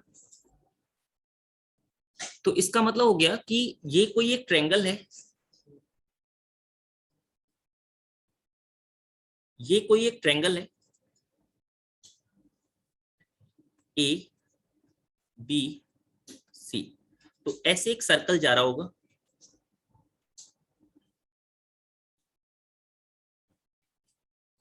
इनके वर्टेसिस से पास हो रहा होगा। भाई ये सर्कल सा बन नहीं रहा है, लग नहीं रहा है, बट ये सर्कल मान लोगे ना। और इसका जो सेंटर होगा ना, ये सर्कम सेंटर होगा। ये जो होगा ना, इसका जो सेंटर होगा वो क्या होगा? सर्कम सेंटर होगा। क्लियर हो गया? ओके। अब देखो बच्चे, अगर ये सर्कम सेंटर है, ये वाला जो है ये सर्कम सेंटर है, सर्कम सेंटर। ओके, ये ए बी सी, ये बी सी यूज किया हुआ हमने। आप इस चीज को ऐसे बोल रहे हो, ये स्मॉल सी से डिनोट कर देते हैं, ऐसे लिख देते हैं, है ना। ये सी का मतलब आप समझ जाओगे, सर्कम सेंटर है ना, ये अंदर वाला। ये आप इनसे कंफ्यूज नहीं हो गए, ये एबीसी, ये पॉइंट लिए हुए हैं, ट्रायंगल है, अलग है। अब देखो, अगर ये इसका सर्कम सेंटर यानी सर्कल का सेंटर है, तो भाई इस पॉइंट की, ए पॉइंट से डिस्टेंस, सर्कल की यानी कि सेंटर की सर्कमफेरेंस से डिस्टेंस, वो किसके इक्वल होती है? रेडियस के इक्वल होती है। ये और ये डिस्टेंस, ये सभी क्या होगी? इक्वल होगी। ये किसके इक्वल होगी? रेडियस के इक्वल होगी। बोलो, क्लियर हुआ? ये क्या हो गया? रेडियस हो गया। ये सभी इक्वल होगी, यानी कि AC की वैल्यू, BC की वैल्यू एंड C की वैल्यू, ये भी क्या होगी? इक्वल होगी, है ना।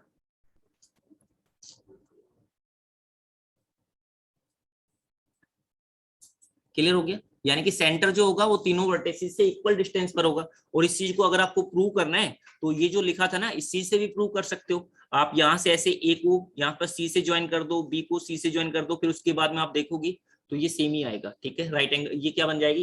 कंग्रेंट ट्रायंगल टाइप से बन जाएगी। क्लियर होगी? कैसे कंग्रेंट ट्रायंगल बन जाएगी? देखो ऐसे, जब आप ऐसे ज्वाइन करोगे ना, ये तो 90 डिग्री का एंगल है, तो ये आपने ऐसे ज्वाइन किया, ये ज्वाइन किया, तो ये वैल्यू और ये वैल्यू तो आपस में इक्वल बताई हुई है। ओके, ये बीच में क्या हो गया? परपेंडिकुलर जो ये कॉमन हो गया, तो ये दोनों ट्रायंगल क्या आ गई? कंग्रेंट आ गई। दोनों ट्रायंगल कंग्रेंट आने का मतलब ये जो वैल्यू थी, ये वाली जो वैल्यू और ये वाली जो वैल्यू है, ये इक्वल आ गई। क्लियर हो गई? ऐसे ही आप प्रूव कर सकते हो। तो आपको ये पता चला, एक तो आपको बस आपको सर्कम सेंटर में क्या पता चला? पहले तो कि परपेंडिकुलर बाइसेक्टर का इंटरसेक्शन पॉइंट होता है। किसका? एल्टीट्यूड का इंटरसेक्शन पॉइंट अलग था। एल्टीट्यूड का मतलब सिर्फ 90 डिग्री का एंगल था। परपेंडिकुलर बाइसेक्टर का मतलब कि वो परपेंडिकुलर भी है और बाइसेक्ट भी कर रहा है ना। तो उसका इंटरसेक्शन पॉइंट क्या है? Circum centre. सर्कम सेंटर का मतलब फिर आप समझ गए, सर्कम मतलब सर्कल जो होगा वो बाहर होगा, तो उसका सेंटर है, तो उसके सेंटर की तीनों वर्टिसेस से डिस्टेंस तो क्या आएगी? सेम ही आएगी, क्योंकि वो तो सेंटर है। बोलो, क्लियर हो गई इतनी बातें?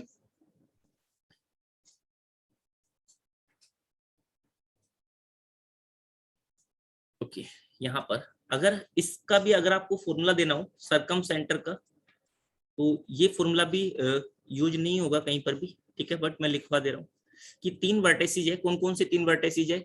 x1 y1 x2 y2 ऐसे, यानी कि ये पॉइंट है ABC, इसके कोरस्पॉन्ड में x1 y1 है, ये x2 y2 है, ये x3 y3 है। तो सर्कम सेंटर क्या होगा? x1 sin 2a, उसमें तो 10 आया था, किसमें? और तो सेंटर में 10 आया था, इसमें क्या आएगा? साइन। ठीक है, इसमें क्या आएगा? साइन। वहां पर एंगल क्या आया था? एंगल ए आया था, यहाँ पर एंगल 2a आएगा।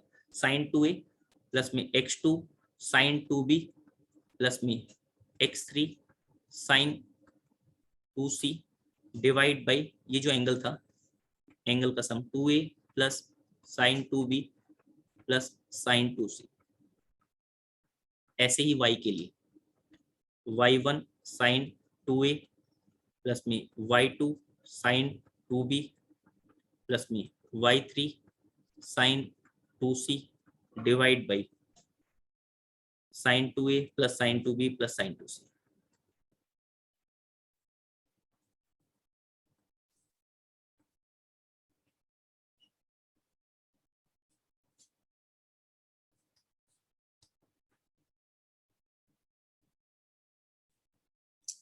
क्लियर हो गई इतनी बातें?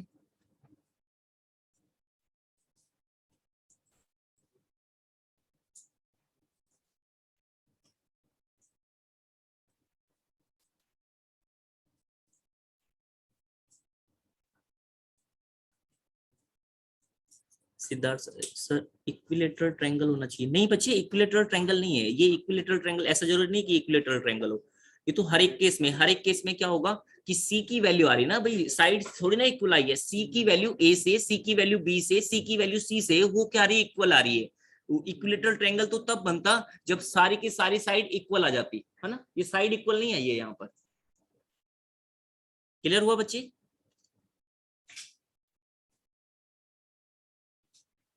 सिद्धार्थ क्लियर हो गया बच्चे? ठीक है। ऐसा कोई पॉइंट हो सकता है जिस पे ये तीनों कोऑर्डिनेट वैलिड हो, तीनों कंडीशन वैलिड हो, या कोई दो वैलिड हो। हाँ बच्चे होता है सचिन जैन, अभी बताएंगे, अभी बताएंगे, थोड़ा सा वेट और करो। तो अभी तक आपने 3 पॉइंट सीखे, चौथा पॉइंट एक पॉइंट और देखोगे। ओके हाँ, इसमें भी अगर मैं आपसे ये पूछूं कि ऐसा कोई, ऐसा कुछ हो सकता है कि सरकम सेंटर ट्रायंगल से बाहर चला जाए, ऐसा पॉसिबल है? भाई उसमें तो क्या होगा कि जो कोई भी ट्रायंगल हो, है ना, कोई भी ट्रायंगल हो आपके पास में, ऐसा ऐसा बताओगे आप मुझे कि ऐसा हो सकता है या नहीं हो सकता है जिसमें सरकम सेंटर ट्रायंगल के बाहर नहीं हो सकता है? बताओ भी। नहीं भाई ऐसा क्यों नहीं हो सकता है? ऐसा देखो ना, आप ऐसे देखो कि ये आपके पास कोई एक ट्रायंगल है, ठीक है,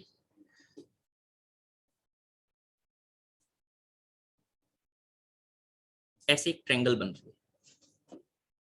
तो अब क्या होना चाहिए? वो सर्कल इन तीनों से पास करना चाहिए। तो इन तीनों से पास करने का मतलब, आपने जैसे ये सर्कल बनाया, क्यों नहीं बनेगा भाई? ये सर्कल है, ये इसका सेंटर है, इसका सेंटर है। तो 3 पॉइंट आपने ले लिए, एक पॉइंट ये, एक पॉइंट ये, और एक पॉइंट ये, इनको ज्वाइन कर दिया तो ये ट्रायंगल बन गई, जिसका सेंटर तो क्या हो गया? बाहर आ गया। हो सकता है ना ऐसा? बोलो, ऐसा हो सकता है नहीं हो सकता है? हो सकता है ऐसा तो, ठीक है। तो लेकिन जो हमने एक और वो property AC equal to BC equal to वो वाली तो हाँ तो वो भी होगी ना। जैसे मान लो ये आपके पास में ये सेंटर है, ठीक है, और ये पॉइंट है A1, ये पॉइंट है, ये A1 है, ये A2 है, और ये A3 है। तो C की A1 से डिस्टेंस, C की A2 से डिस्टेंस, C की A3 से डिस्टेंस सबसे क्या आएगी? सेम ही आएगी, क्योंकि ये तो इसकी सरकमफेरेंस पर लाई कर रहे हैं, तो रेडियस की इक्वल ही आएगी। हो गया? ठीक है, हो सकता है ऐसा। तो ऑब्ट्यूज से सर अंदर है कि सर बाहर है? इसमें ऐसा नहीं, इसमें ऐसा नहीं बोल सकते कि ऑब्ट्यूस एक्यूट, ऐसा नहीं बोल सकते। क्लियर हो गया?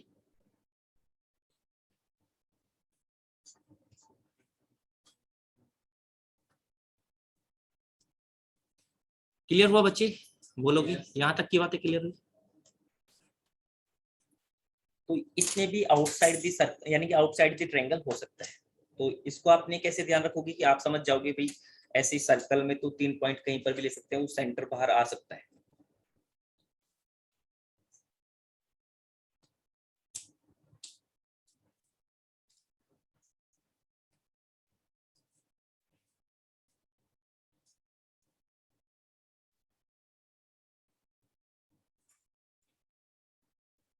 नेक्स्ट, ये वाला पॉइंट सबको क्लियर हो गया होगा। और नेक्स्ट पॉइंट आता है इन सेंटर। नेक्स्ट है बच्चों इन सेंटर। इन सेंटर में आपके पास ऐसे एक ट्रायंगल गिवन है। इन सेंटर होता क्या है? इन सेंटर का मतलब होता है परपेंडिकुलर बाइसेक्टर। इन सेंटर का मतलब होता है एंगुलर बाइसेक्टर का इंटरसेक्शन पॉइंट। एंगुलर बाइसेक्टर क्या होता है?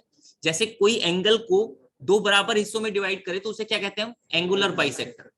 ठीक है, एंगुलर, देखो एंगुलर यानी कि एंगल को, है ना, बाइसेक्टर दो हिस्सों में। ठीक है, तो दो हिस्सों में बराबर बांट रहे हैं उस एंगल को। जैसे आपने कहा ये कोई एक ट्रायंगल,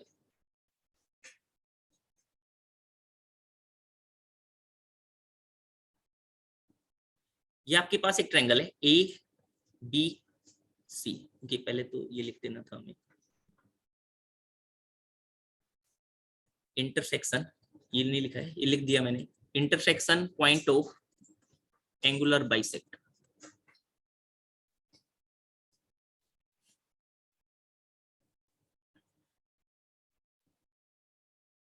एंगुलर बाइसेक्टर, देखो अगर मैं सिंपली एंगुलर बाइसेक्टर लिख रहा हूं तो इसका मतलब इंटरनल एंगल होता है ना, इंटरनल एंगल।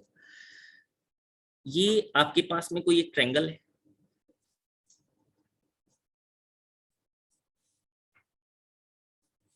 ये हो गया बच्चों ए पॉइंट, ये हो गया बी पॉइंट और ये हो गया सी पॉइंट। क्लियर यहां तक की बात? क्लियर हो गया? अब आपने कहा कि ये एंगल ए था, इस एंगल को दो हिस्सों में डिवाइड कर रहा है ऐसे, तो ये आपके पास कोई एक रे गई है ऐसे। ओके, ऐसे ही एंगल बी को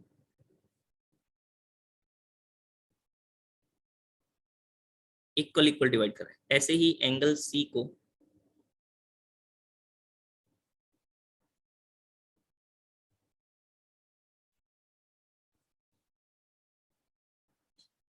तो ये जो पॉइंट आएगा इसको हम क्या बोलेंगे? इन सेंटर बोलेंगे। क्या बोलेंगे? इन सेंटर।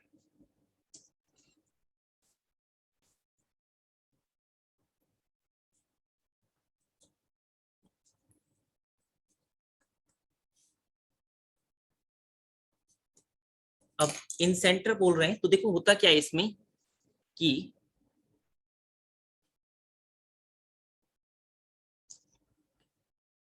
ऐसे एक इन सर्कल होता है, उसका सेंटर होता है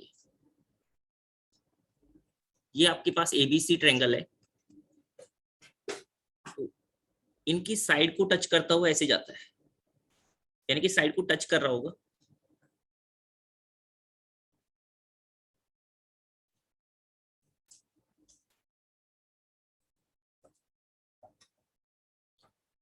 उसका जो सेंटर होगा उसे हम इन सेंटर बोल रहे हैं। क्लियर हो गया?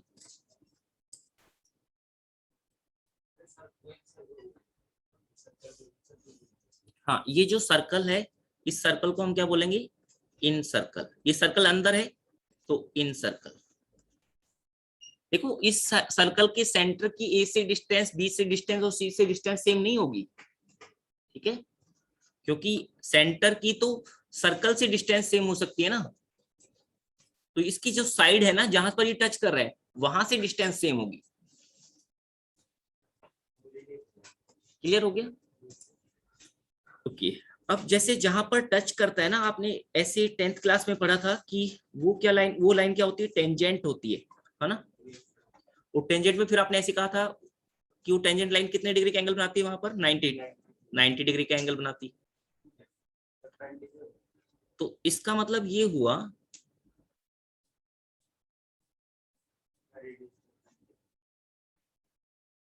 ये ऐसे टच कर रहा है ना, ये जैसे आई है तो आई से जहां पर ये टच कर रही है ना, यहाँ पर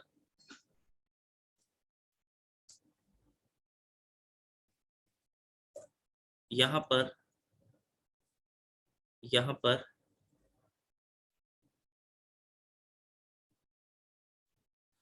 ये आई होगा, ये क्या हो गया, ऐसे 90 डिग्री का एंगल बनाएगा, तो ये जो होगा ना ये रेडियस इक्वल होगा।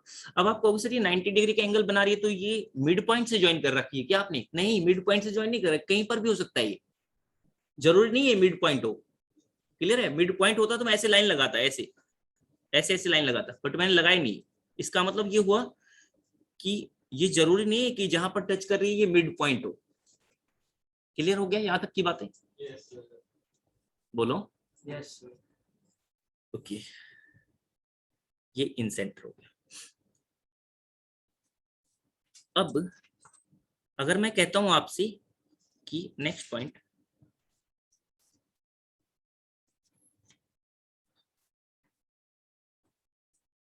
ये लिखा है ए, ये लिखा है बी, ये लिखा है सी, यहां पर लिख दिया इसके कोऑर्डिनेट मैंने x1, y1, इसके कोऑर्डिनेट लिख दिया मैंने x2, y2, इसके कोऑर्डिनेट लिख दिए मैंने x3, y3।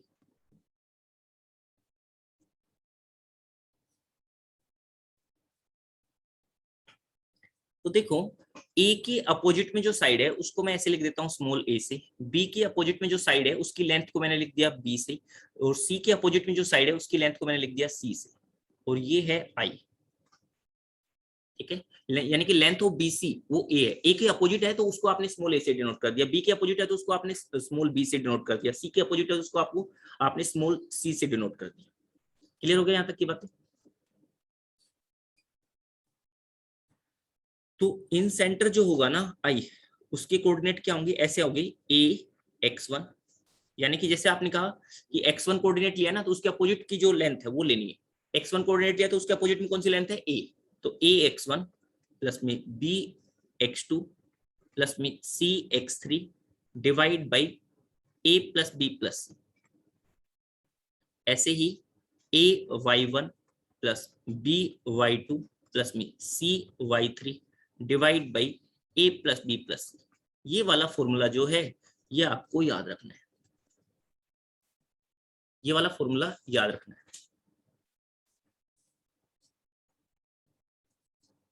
कौन कौन सा फॉर्मूला रखना है? एक सेंट्रोइड वाला, सेंट्रोइड वाला में क्या होता है x1 plus x2 plus x3 divide by 3। इसमें क्या होगा a, यानी कि जैसे x1 कोऑर्डिनेट लिया तो उसके अपोजिट की साइड लेंथ लेनी है a, ओके। यहाँ पर x2 लिया तो उसके अपोजिट वाली साइड लेंथ लेनी है b, यहाँ पर x3 लिया तो इसके अपोजिट वाली साइड लेंथ लेनी है c। क्लियर हो गई यहाँ तक की बातें? वो जो बीच के जो दो थे ना, ऑर्थो सेंटर का, सरकम सेंटर का, वो मत याद रखो बेसिक से, ठीक है? और कोई बच्चा मतलब अगर याद करने में उसे कोई दिक्कत नहीं है तो याद कर लो, फिर तो कोई प्रॉब्लम नहीं है। अगर किसी को प्रॉब्लम आ रही है तो मत याद करो, ठीक है? नहीं याद हो पा रहा किसी तो ज्यादा यूज नहीं आएगा। क्लियर हो गया? बोलो। ओके, अब मैं अगर आपसे ये कहूं कि इन सेंटर किसी ट्रायंगल के बाहर हो सकता है, भाई ये तो क्या है, जो अंदर सर्कल बन रहा है ना उसी का सेंटर है, तो वो तो बाहर हो ही नहीं सकता, सर्कल ही अंदर है तो उसका सेंटर भी तो अंदर होगा ना। क्लियर हो गया? तो कौन कौन सी चीज नहीं हो सकती है ट्रायंगल के बाहर? एक तो सेंट्रोइड, दूसरा इन सेंटर, ऑर्थो सेंटर और सरकम सेंटर तो हो सकते हैं। यहां तक की बातें क्लियर हुई? ये चारों पॉइंट बच्चे बड़े अच्छे से क्लियर हो गए होंगे आपका। अब देखो, अब आप खुद समझोगे।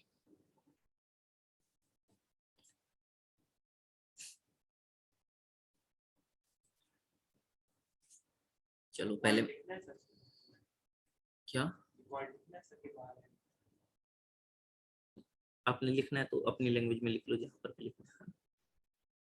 देखो बच्चों, अगर मैं आपसे ये कहूं कि कोई एक इक्विलेटरल ट्रायंगल है, ये कोई एक इक्विलेटरल ट्रायंगल है,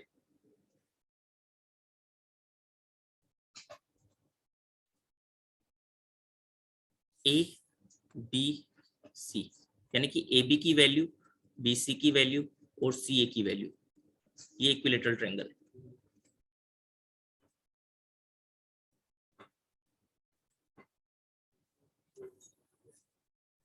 ये इक्विलेटरल ट्रायंगल है। अगर ये इक्विलेटरल ट्रायंगल है तो यहाँ पर जैसे ए से अगर आप परपेंडिकुलर ड्रॉप करोगे तो सामने वाली साइड को क्या करेगा? बाइसेक्ट करेगा। पर इक्विलेटरल ट्रायंगल में ऐसे ही होता है ना, सामने वाली साइड को बाइसेक्ट करता है। तो अब आप मुझे बताओगे बच्चों ये एडी क्या है? एल्टीट्यूड है या क्या है ये? आप कहोगे सर ये तो एल्टीट्यूड भी है, ये तो मीडियन भी है, और ये अगर इक्विलेटरल ट्रायंगल है ना तो ये एंगल 30 डिग्री और ये एंगल 30 डिग्री, तो ये तो एंगुलर बाइसेक्टर भी है। बोलो, देखो एंगुलर बाइसेक्टर हो गया। एंगुलर बाइसेक्टर होने का मतलब क्या हुआ, इन सेंटर इसी के ऊपर लाई करेगा। बोलो, दूसरा परपेंडिकुलर बाइसेक्टर भी है। परपेंडिकुलर बाइसेक्टर होने का मतलब सर्कम सेंटर भी इसी पे लाई करेगा। तीसरा एडी एल्टीट्यूड भी है। एल्टीट्यूड होने का मतलब क्या हुआ, ऑर्थो सेंटर भी इस पे लाई करेगा। और एडी मीडियन भी है, तो इसका मतलब सेंट्रोइड भी इस पे लाई करेगी। यानी कहने का मतलब चारों पॉइंट कोइंसाइड करेंगे इसमें। किसमें, इक्विलेटरल ट्रायंगल में। इक्विलेटरल ट्रायंगल के केस में क्या होंगे, चारों के चारों पॉइंट कोइंसाइड करेंगे। यानी कि आपने कहा जो एडी है ना, ये क्या हो गया, मीडियन भी हो गया, यहां पर एंगुलर बाइसेक्टर भी हो गया। और बताओगे बच्चे, median, angular bisector, altitude, fourth क्या रह गया, परपेंडिकुलर बाइसेक्टर। परपेंडिकुलर बाइसेक्टर, तो इसका मतलब हो गया कि this implies centroid, orthocentre, circumcentre, in centre.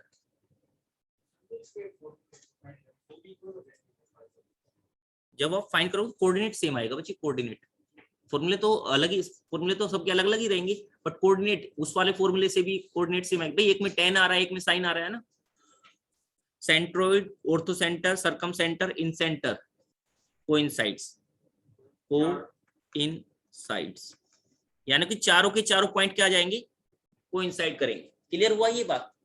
बोलो सर, मतलब चारों से जो कोऑर्डिनेट है वो सेम है। क्लियर हो गया?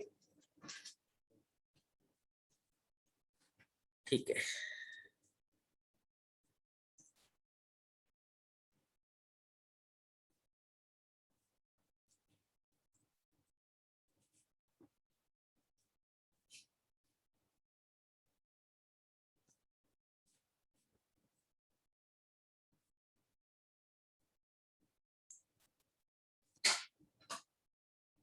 यहाँ तक की बात एक बार मुझे बता दोगे बच्चों, किसी बच्चे को भी कोई प्रॉब्लम है तो पूछोगे। यहाँ तक की बात में किसी बच्चे को कोई प्रॉब्लम नहीं है?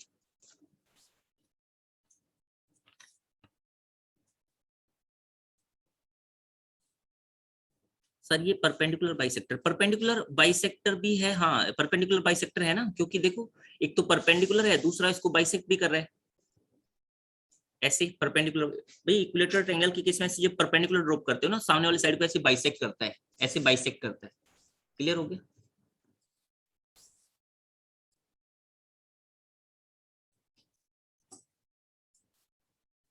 ठीक है भाई, बोलो। Yes sir.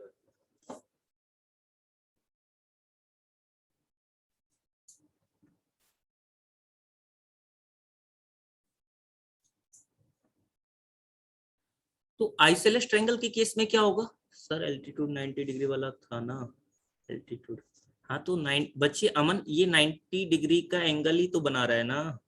ये देखो, आपने कहा एडी, जब आप ऐसे परपेंडिकुलर ड्रॉप कर रहे हो तो ये क्या बन गया, एडी। देखो 90 डिग्री का एंगल बना रहा है तो एल्टीट्यूड हो गया। सामने वाली साइड को बाइसेक्ट भी कर रहा है, 90 डिग्री का एंगल भी बना रहा है, तो इसका मतलब क्या हो गया, परपेंडिकुलर बाइसेक्टर भी हो गया। मिड पॉइंट से जाके, डी क्या है, मिड पॉइंट है, ये सामने वाली साइड को बाइसेक्ट कर रहा है, तो इसका मतलब मीडियन भी हो गया।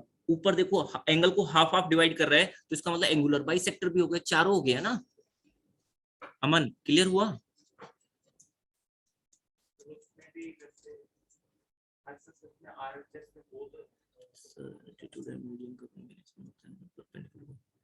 एल्टीट्यूड एंड मीडियन का कॉम्बिनेशन होता है ना। नहीं बच्चे, दोनों एक, दोनों कंडीशन एक साथ होनी चाहिए उसमें, कॉम्बिनेशन नहीं। आप ये कॉम्बिनेशन वर्ड क्यों यूज कर रहे हो? एल्टी मतलब कहने का मतलब एल्टीट्यूड 90 डिग्री का एंगल होगा और दूसरा वहां पर वो सामने वाली साइड को बाइसेक्ट करेगा। एल्टीट्यूड और मीडियन अलग अलग हो गए, तो दोनों को अगर आप कह रहे हो कि हाँ दोनों कंडीशन होनी चाहिए तो वही हो गया। ठीक है, ठीक है। तुषार, तुषार क्लियर हो गया बच्चे? ठीक है, यस सर। ठीक है, और किसी बच्चे को कोई प्रॉब्लम है तो पूछिए।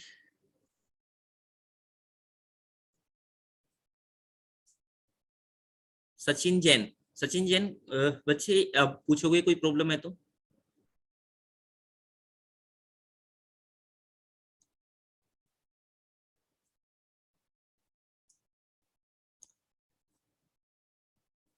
सचिन जैन,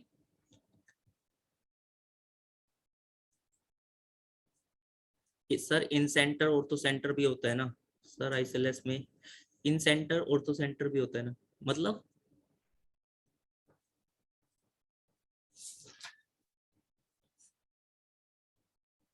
सर वो वही कह रहे थे, मैं आपसे पूछ रहा था क्या मैं कह रहा था एक सेंटर और सेंटर में होते क्या है, वही कह रहा था। इन सेंटर ऑर्थो सेंटर, मतलब मैं कह रहा था सर कि ऑर्थो सेंटर के अंदर सेंटर नहीं नहीं ऑर्थो सेंटर में ऐसा नहीं, इन सेंटर और ऑर्थो सेंटर दोनों अलग अलग है। इतनी चीजें बता दी बच्चे, अब तो क्लियर हो गया होगा। अभिनव नहीं, अभिनव नहीं सर, क्योंकि साइड्स को 90 डिग्री पर इंटरसेक्ट कर रहा है भाई। इक्विलेटरल ट्रायंगल के केस में तो ये सारे पॉइंट क्या हो गए, सेम हो गए। कोइंसाइड करने का मतलब सारे पॉइंट एक जगह पर ही आ रहे हैं भाई। मैं आपसे ये कहता हूं कि ये जो है ना, ये वाला जो पॉइंट है, ये वाला पॉइंट क्या होगा, यहाँ पर ऑर्थो सेंटर भी होगा, यही पॉइंट सरकम सेंटर होगा, यही पॉइंट इन सेंटर होगा, और यही पॉइंट क्या होगा, ऑर्थो सेंटर, सरकम सेंटर, और ये सेंट्रोइड भी होगा। ये पॉइंट सारे पॉइंट यानी कोइंसाइड करने मतलब एक ही पॉइंट है वो। नॉर्मल ट्रायंगल में ऐसा नहीं, नॉर्मल ट्रायंगल में तो सब अलग अलग होंगे। ऑर्थो सेंटर से पूछ रहा कि ऑर्थो सेंटर में अंदर सर्कल आ सकता है, ये नहीं, क्लियर हो गया अभी सचिन जैन, क्लियर हुआ या नहीं हुआ? भी अलग अलग पॉइंट है वो सभी।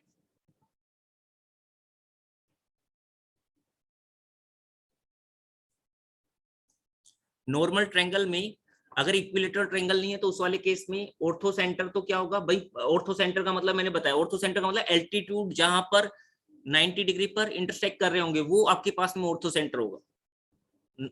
सॉरी, एल्टीट्यूड जहां इंटरसेक्ट कर रहे होंगे वो आपके पास में ऑर्थो सेंटर होगा। सर लेकिन दोनों ही साइड्स को 90 डिग्री पे कट कर रहे हैं तो डिफरेंस क्या हुआ भाई? आपके पास ऐसे देखो ना, ये ट्रायंगल है,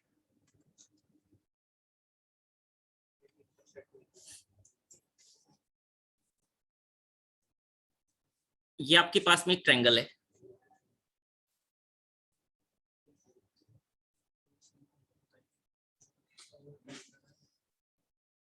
ऐसे एक ट्रायंगल है, यहां पर ये ए हो गया, ये बी हो गया, ये सी हो गया। ए पॉइंट से मैंने ऐसे परपेंडिकुलर ड्रॉप किया, ऐसे परपेंडिकुलर ड्रॉप किया, तो ये तो क्या हो गया, डी। एडी तो क्या हो गया यहाँ पर, ये तो बन गया एल्टीट्यूड। ये जो है ये तो क्या बन गया, एल्टीट्यूड। अब देखो, ये देखो बीसी साइड बड़ी है, ठीक है, इस पर क्या होना चाहिए, 90 डिग्री का एंगल भी बना रहा होना चाहिए, और उसके बाद में इसको परपेंडिकुलर ऐसे बाइसेक्ट भी कर रहा हो। ऐसे मैंने कहा कि ये ऐसे बाइसेक्ट कर रहा है, परपेंडिकुलर भी है और बाइसेक्ट भी कर रहा है। तो ये जो पॉइंट है ई, तो बीई की वैल्यू और ईसी की वैल्यू अगर इक्वल होगी, ये दोनों वैल्यू इक्वल है, तो उस वाले केस में ये क्या बन जाएगा, परपेंडिकुलर बाइसेक्टर। ठीक है, उस वाले केस में ये क्या बन जाएगा, परपेंडिकुलर बाइसेक्टर बन जाएगा। ओके, ये परपेंडिकुलर बाइसेक्टर बन गया, तो ये तो ऐसे जा रहा है कहीं पर। ठीक है, अब देखो मीडियन का मतलब क्या हुआ, मीडियन का मतलब ए पॉइंट को आप इस मिड पॉइंट से ज्वाइन कर दो ऐसे। ये जो आया है ना, ये क्या आ गया आपके पास में, मीडियन आ गया।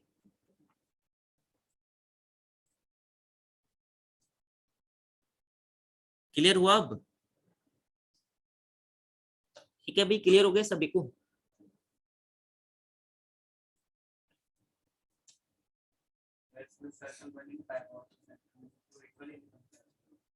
ऑर्थो सेंटर में सर्कल की बात ही नहीं करते हैं ना भाई, सर्कल की बात क्यों कर रहे हो आप?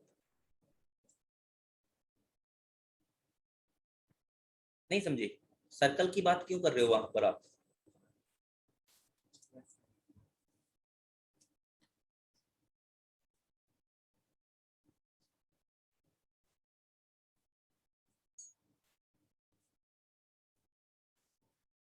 यहां तक की बातें आपको क्लियर हो गई। देखो, अब कोई भी ट्रायंगल हो उसमें क्या होता है, ortho centre, centroid and circum centre, ये जो 3 पॉइंट होते हैं ना, ये हमेशा कोलिनियर पॉइंट होते हैं। ये हमेशा क्या होते हैं, कोलिनियर पॉइंट होते हैं। कोलिनियर पॉइंट होने का मतलब ऑर्थो सेंटर, जैसे मैं कहता हूँ ऑर्थो सेंटर हो गया। ऑर्थो सेंटर तो इसका मतलब देखो, ये जैसे ये वाला जो है परपेंडिकुलर बाइसेक्टर पर तो ऑर्थो सेंटर लाई करेगा। ओके, ये जो लाइन आई है इस पर क्या लाइन करेगा, ये मीडियन वाली जो लाइन है इस पर क्या लाई करेगा, सेंट्रोइड। और circum centre, sorry, ortho centre तो भाई कहां पर लाई करेगा, एडी पर लाई करेगा। सर्कम सेंटर कहां पर लाई करेगा, ये परपेंडिकुलर बाइसेक्टर पर क्या करेगा, सर्कम सेंटर लाई करेगा। तो ये जो 3 पॉइंट होंगे ये हमेशा क्या होंगे, कोलिनियर पॉइंट होंगे। ये हमेशा क्या होंगे, कोलिनियर पॉइंट होंगे। क्लियर हो गया, ये हमेशा क्या होंगे, कोलिनियर पॉइंट होंगे। तो आपने कहा इन एनी ट्रायंगल, नोट डाल के लिखा आपने,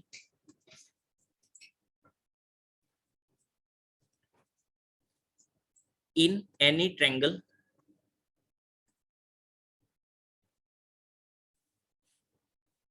ortho centre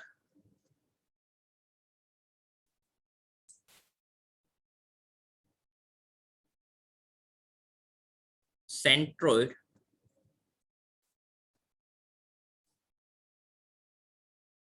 and circumcentre are collinear point. Collinear point का मतलब क्या होता है बच्चे, कोलिनियर पॉइंट का मतलब होता है कि वो एक ही लाइन के ऊपर लाई कर रहे होते हैं। वो क्या कर रहे होते हैं, एक ही लाइन के ऊपर लाई करते हैं। क्लियर हो गया,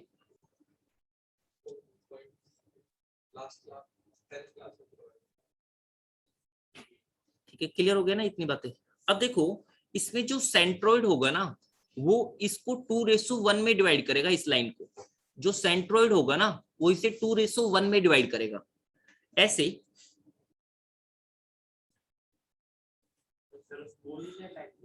हाँ, उस कोलिनियर लाइन को।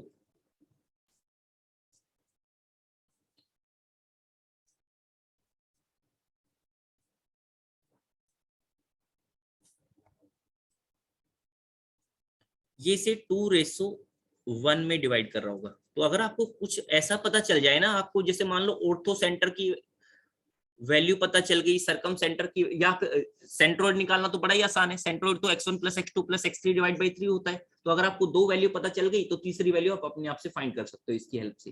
ठीक है, सॉरी ये क्या लिख दिया हमने, 2:1। अब इसे याद किस तरह से करोगे, देखो इसको याद करा देते हैं आपसे। ये जो O है ना, O का मतलब क्या हो गया, ऑर्थो सेंटर है। यहाँ पर बच्चे मैंने जानबूझ के वो लिखा है, नहीं तो बुक में क्या लिखा होता है, H से डिनोट करते हैं। किससे डिनोट करते हैं, H से। और वो O से किस चीज को डिनोट कर देते हैं, सर्कम सेंटर को डिनोट कर देते हैं। O से सर्कम सेंटर को डिनोट कर देते हैं। तो मैं यहाँ पर, आप समझ लो अल्फाबेटिकली लिखा हुआ है, मैंने जो लिखा है वो किस चीज से लिखा हुआ है, अल्फाबेटिकली। यानी कि O का मतलब O से कौन सा हो रहा है, ऑर्थो सेंटर। C का मतलब C से कौन सा है, सर्कम सेंटर। ठीक है, जी तो स्टैंडर्ड है, जी स्टैंडर्ड है, तो उसको मैंने जी से लिखा है। जी का मतलब सेंट्रोइड। क्लियर हो गया, जी का मतलब सेंट्रोइड। बोलो इतनी बात क्लियर हुई या नहीं। ये ऑर्थो सेंटर हो गया, ये सेंट्रोइड हो गया। भाई जी को तो ध्यान रखोगे, जी का तो मतलब क्या होता है, जी का मतलब तो हो गया सेंट्रोइड। और ओ का मतलब, ओ के नाम से अल्फाबेटिकली लिखा है, ओ से स्टार्ट हो रहा है, तो ऑर्थो सेंटर तो मैंने ओ लिख दिया, पहले उसका फर्स्ट लेटर लिख दिया ओ, है ना। सर्कम सेंटर तो उसका फर्स्ट लेटर लिख दिया मैंने सी।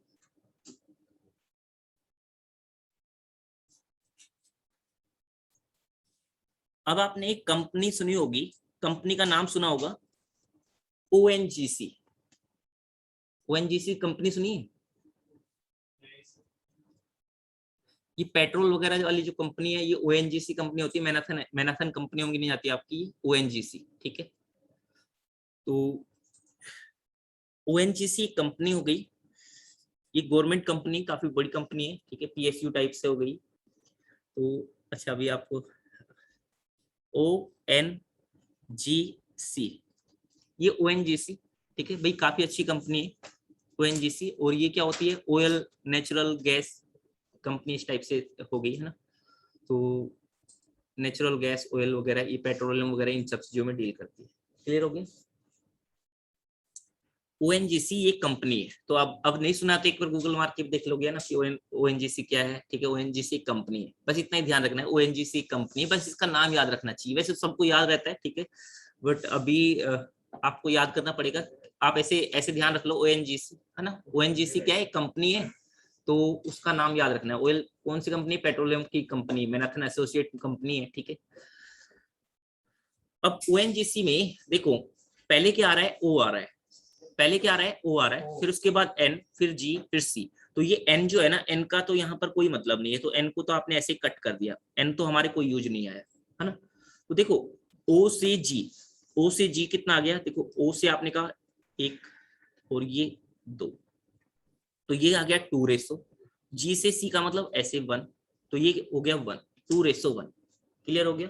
पहले क्या आया, ओ का मतलब ऑर्थो सेंटर, एन का मतलब कुछ नहीं है, बस एन तो क्या कर रहे हो कि ओ और जी के बीच में क्या आ रहा है, यानी कितने गैप आ गए, 2 गैप आ गए, तो इसका मतलब ये 2 रेसो हो गया। यहाँ पर कितना गैप आ रहा है, 1 गैप आ रहा है, तो ये 1 आ गया। कभी भूल जाओ आप, ऐसे भूल जाओ ना कि भाई कहाँ पर 2 गैप आता है, कहीं कहाँ पर 1 गैप आता है, तो अगर ओएनजीसी याद आ जाएगा तब तो कर लोगे ना, बोलो। ओ का मतलब ऑर्थो सेंटर, जी का मतलब सेंट्रोइड, और सी का मतलब सरकम सेंटर, ओएनजीसी। तो ओ से जी में कितने गैप आया, 2 गैप आया, एक तो ओ से एन का, एक एन से जी का, 2 गैप आ गए, बोलो। और एक जी से गैप, जी से सी में कितना गैप आया, 1 गैप आया, तो ये क्या हो गया, 2:1 हो गया। यानी कि ये क्या हो गया, ओ जी सी, तो ये ओ जी सी है, तो ये क्या आ गया, 2:1। सेंट्रोल क्या कर रहा है, इसे 2:1 में डिवाइड कर रहा है, बोलोगे बच्चों। Yes, sir. Yes, sir. 2:1, ठीक है।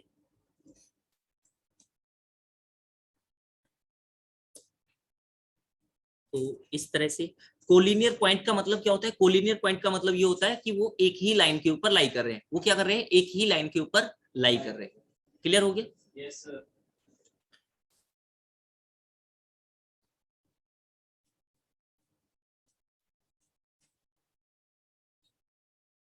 ठीक है, तो जैसे मैं कहता हूं यहां से दोबारा से आगे अपने, ये तो मैंने पिछले वाला पार्ट पर है, फिर दोबारा से अपने कॉम्प्लेक्स नंबर पर आगे।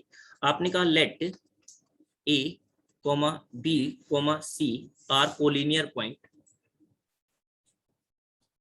अगर ये कोलिनियर पॉइंट है, ये फिर से कॉम्प्लेक्स नंबर में, ये चीजें आपको मैंने अलग से बताई थी, ठीक है। कॉम्प्लेक्स नंबर में यहाँ पर ए बी सी आपके पास में कोलिनियर पॉइंट है, कोलिनियर पॉइंट है, तो कोलिनियर पॉइंट का मतलब आप ऐसे समझते हो कि ये आपके पास में ए पॉइंट है, ये आपके पास में बी पॉइंट है, ये आपके पास में सी पॉइंट है, ये तीनों एक ही लाइन के ऊपर लाई कर रहे होने चाहिए। यानी कहने का मतलब ए बी, ए से बी तक गए, फिर बी से सी तक गए, प्लस में बी सी। देखो एक पॉइंट कॉमन आ रहा है, यहाँ पर बी कॉमन आ रहा है ना, A B plus B C, यानी ए से बी पर गए, फिर बी से सी पर जा रहे हो, वो किसके इक्वल आ जाना चाहिए, ए से सी के इक्वल आ जाना चाहिए, एसी के इक्वल आ जाना चाहिए। तो उस वाले केस में क्या हो गया, ये कोलिनियर पॉइंट हो गया। अब मान लो यहाँ पर ये कॉम्प्लेक्स नंबर से डिनोट किया हो, मान लो ए को, ए के कोरस्पोंड में कॉम्प्लेक्स नंबर क्या लिखा हुआ है, ऐसे Z1, बी के कोरस्पोंड में क्या कॉम्प्लेक्स नंबर लिखा है Z2, सी के कोरस्पोंड में कौन कॉम्प्लेक्स नंबर लिखा है Z3। तो आप इसे ऐसे लिख सकते हो कि ए से बी पर जाने का मतलब हुआ Z2 माइनस Z1। क्या हुआ, Z2 माइनस Z1। भाई ए बी का मतलब क्या हो गया, Z2 माइनस में Z1 पूरे का मोड, प्लस में Z3 माइनस में Z2 पूरे का मोड। ये किसके इक्वल आना चाहिए, is equal to Z3 minus में Z1 पूरे का मोड, ठीक है। तो अगर ऐसे आ रहा है तो डिस्टेंस की फॉर्म में आप बोल सकते हो कि ये क्या होंगे, कोलिनियर पॉइंट होंगे, ये क्या होंगे, कोलिनियर पॉइंट होंगे। क्लियर हो गया, बोलोगे। Yes, sir.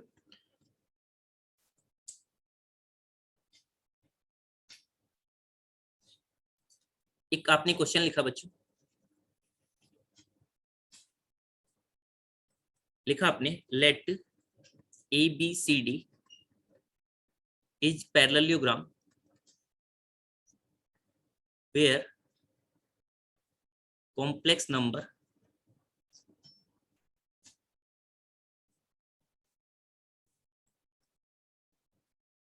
corresponding to A, B, B and C are Z1, Z2 and Z3. Then find, यानी कि A के कोरस्पोंडिंग कॉम्प्लेक्स नंबर कौन सा है, Z1 है, B के कोरस्पोंडिंग कौन सा है, Z2 है, C के कोरस्पोंडिंग कॉम्प्लेक्स नंबर कौन सा है, Z3 है.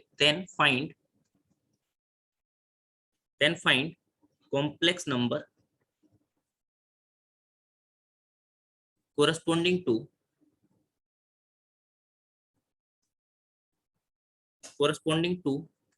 D. पॉइंट D के कोरस्पोंड में जो कॉम्प्लेक्स नंबर है वो आपने बताना. ठीक है, D के कोरस्पोंड में जो कॉम्प्लेक्स नंबर है वो आपने फाइंड करना है.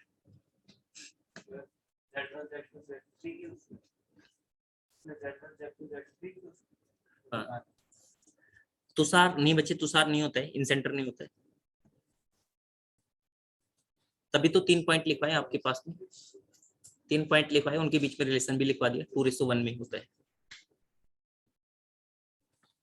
बच्चे अभी थोड़ी देर में नोट्स मिल जाएंगे तुषार. वैसे तो ये देखो, centroid, orthocentre and circumcentre, ONGC, N को हटा दो उसमें, तो O का मतलब ऑर्थो सेंटर, G का मतलब सेंट्रोइड, C का मतलब सर्कम सेंटर.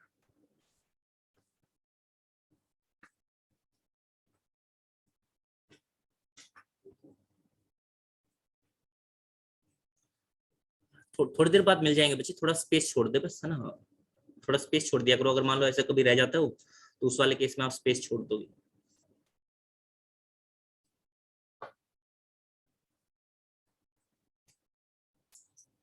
जब आपकी क्लास ओवर होगी ना, उस थोड़ी देर बाद ही मिल जाएगा, PDF मिल जाएगी.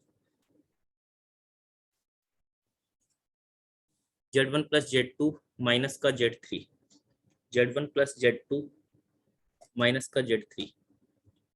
देखो ऐसे होगा, उल्टा लिख दिया कि भाई ये आपके पास में एक पैरेललोग्राम है, ये कोई भी एक पैरेललोग्राम है, A B C, क्या कह रहे हो,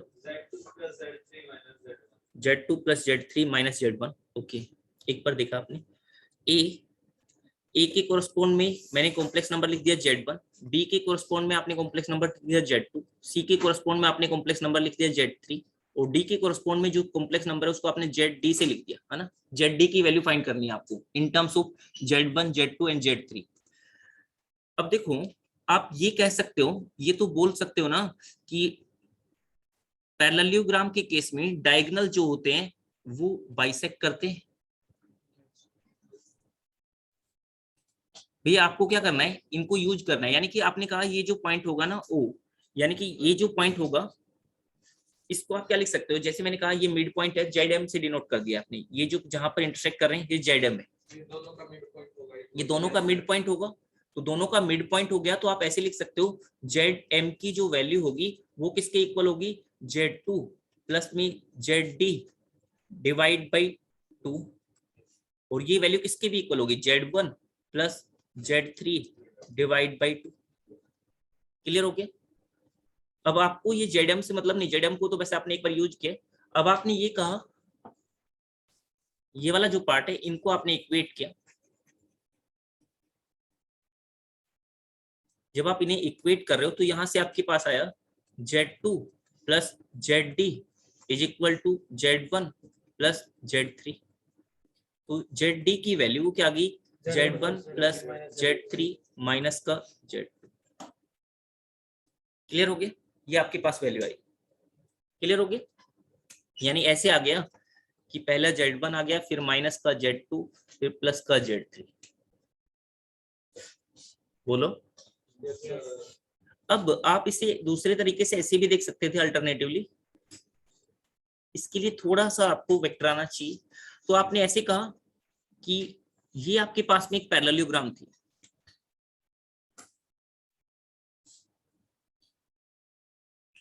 ये A का मतलब Z1, B का मतलब Z2, ये C का मतलब Z3, और ये D का मतलब Z4.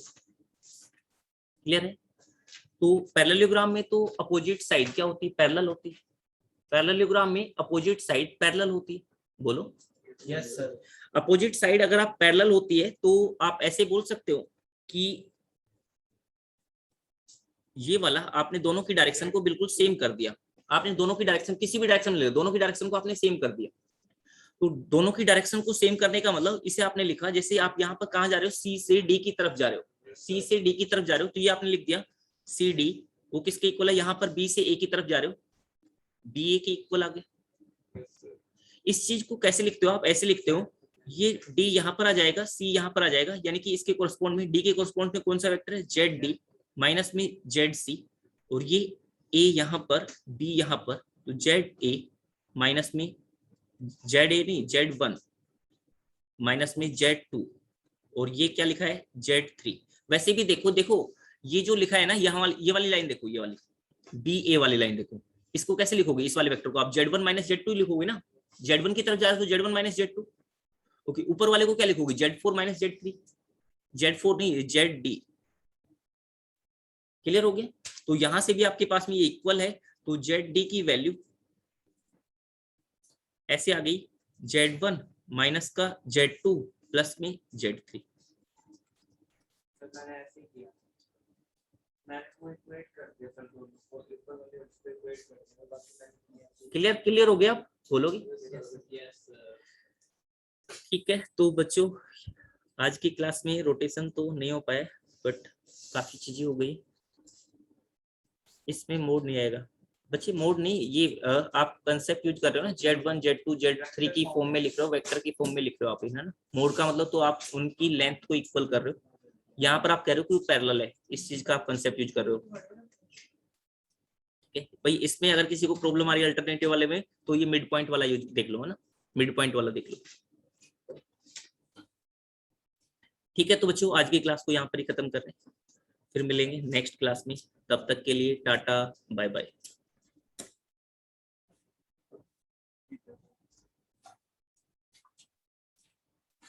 सर सी प्लस हाँ बच्चे बोले, एस वाली तुषार इक्वेशंस करेंगे हम? तुषार बोले बच्चे। Sir c plus iota s वाली इक्वेशंस करेंगे? एक मिनट एक मिनट।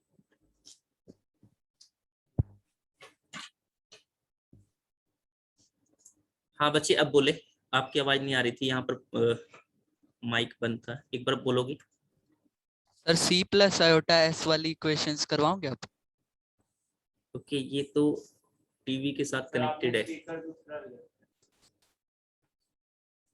सर वहां पर ऊपर चेंज करना सर, ऊपर इस साइड रहो, एरो।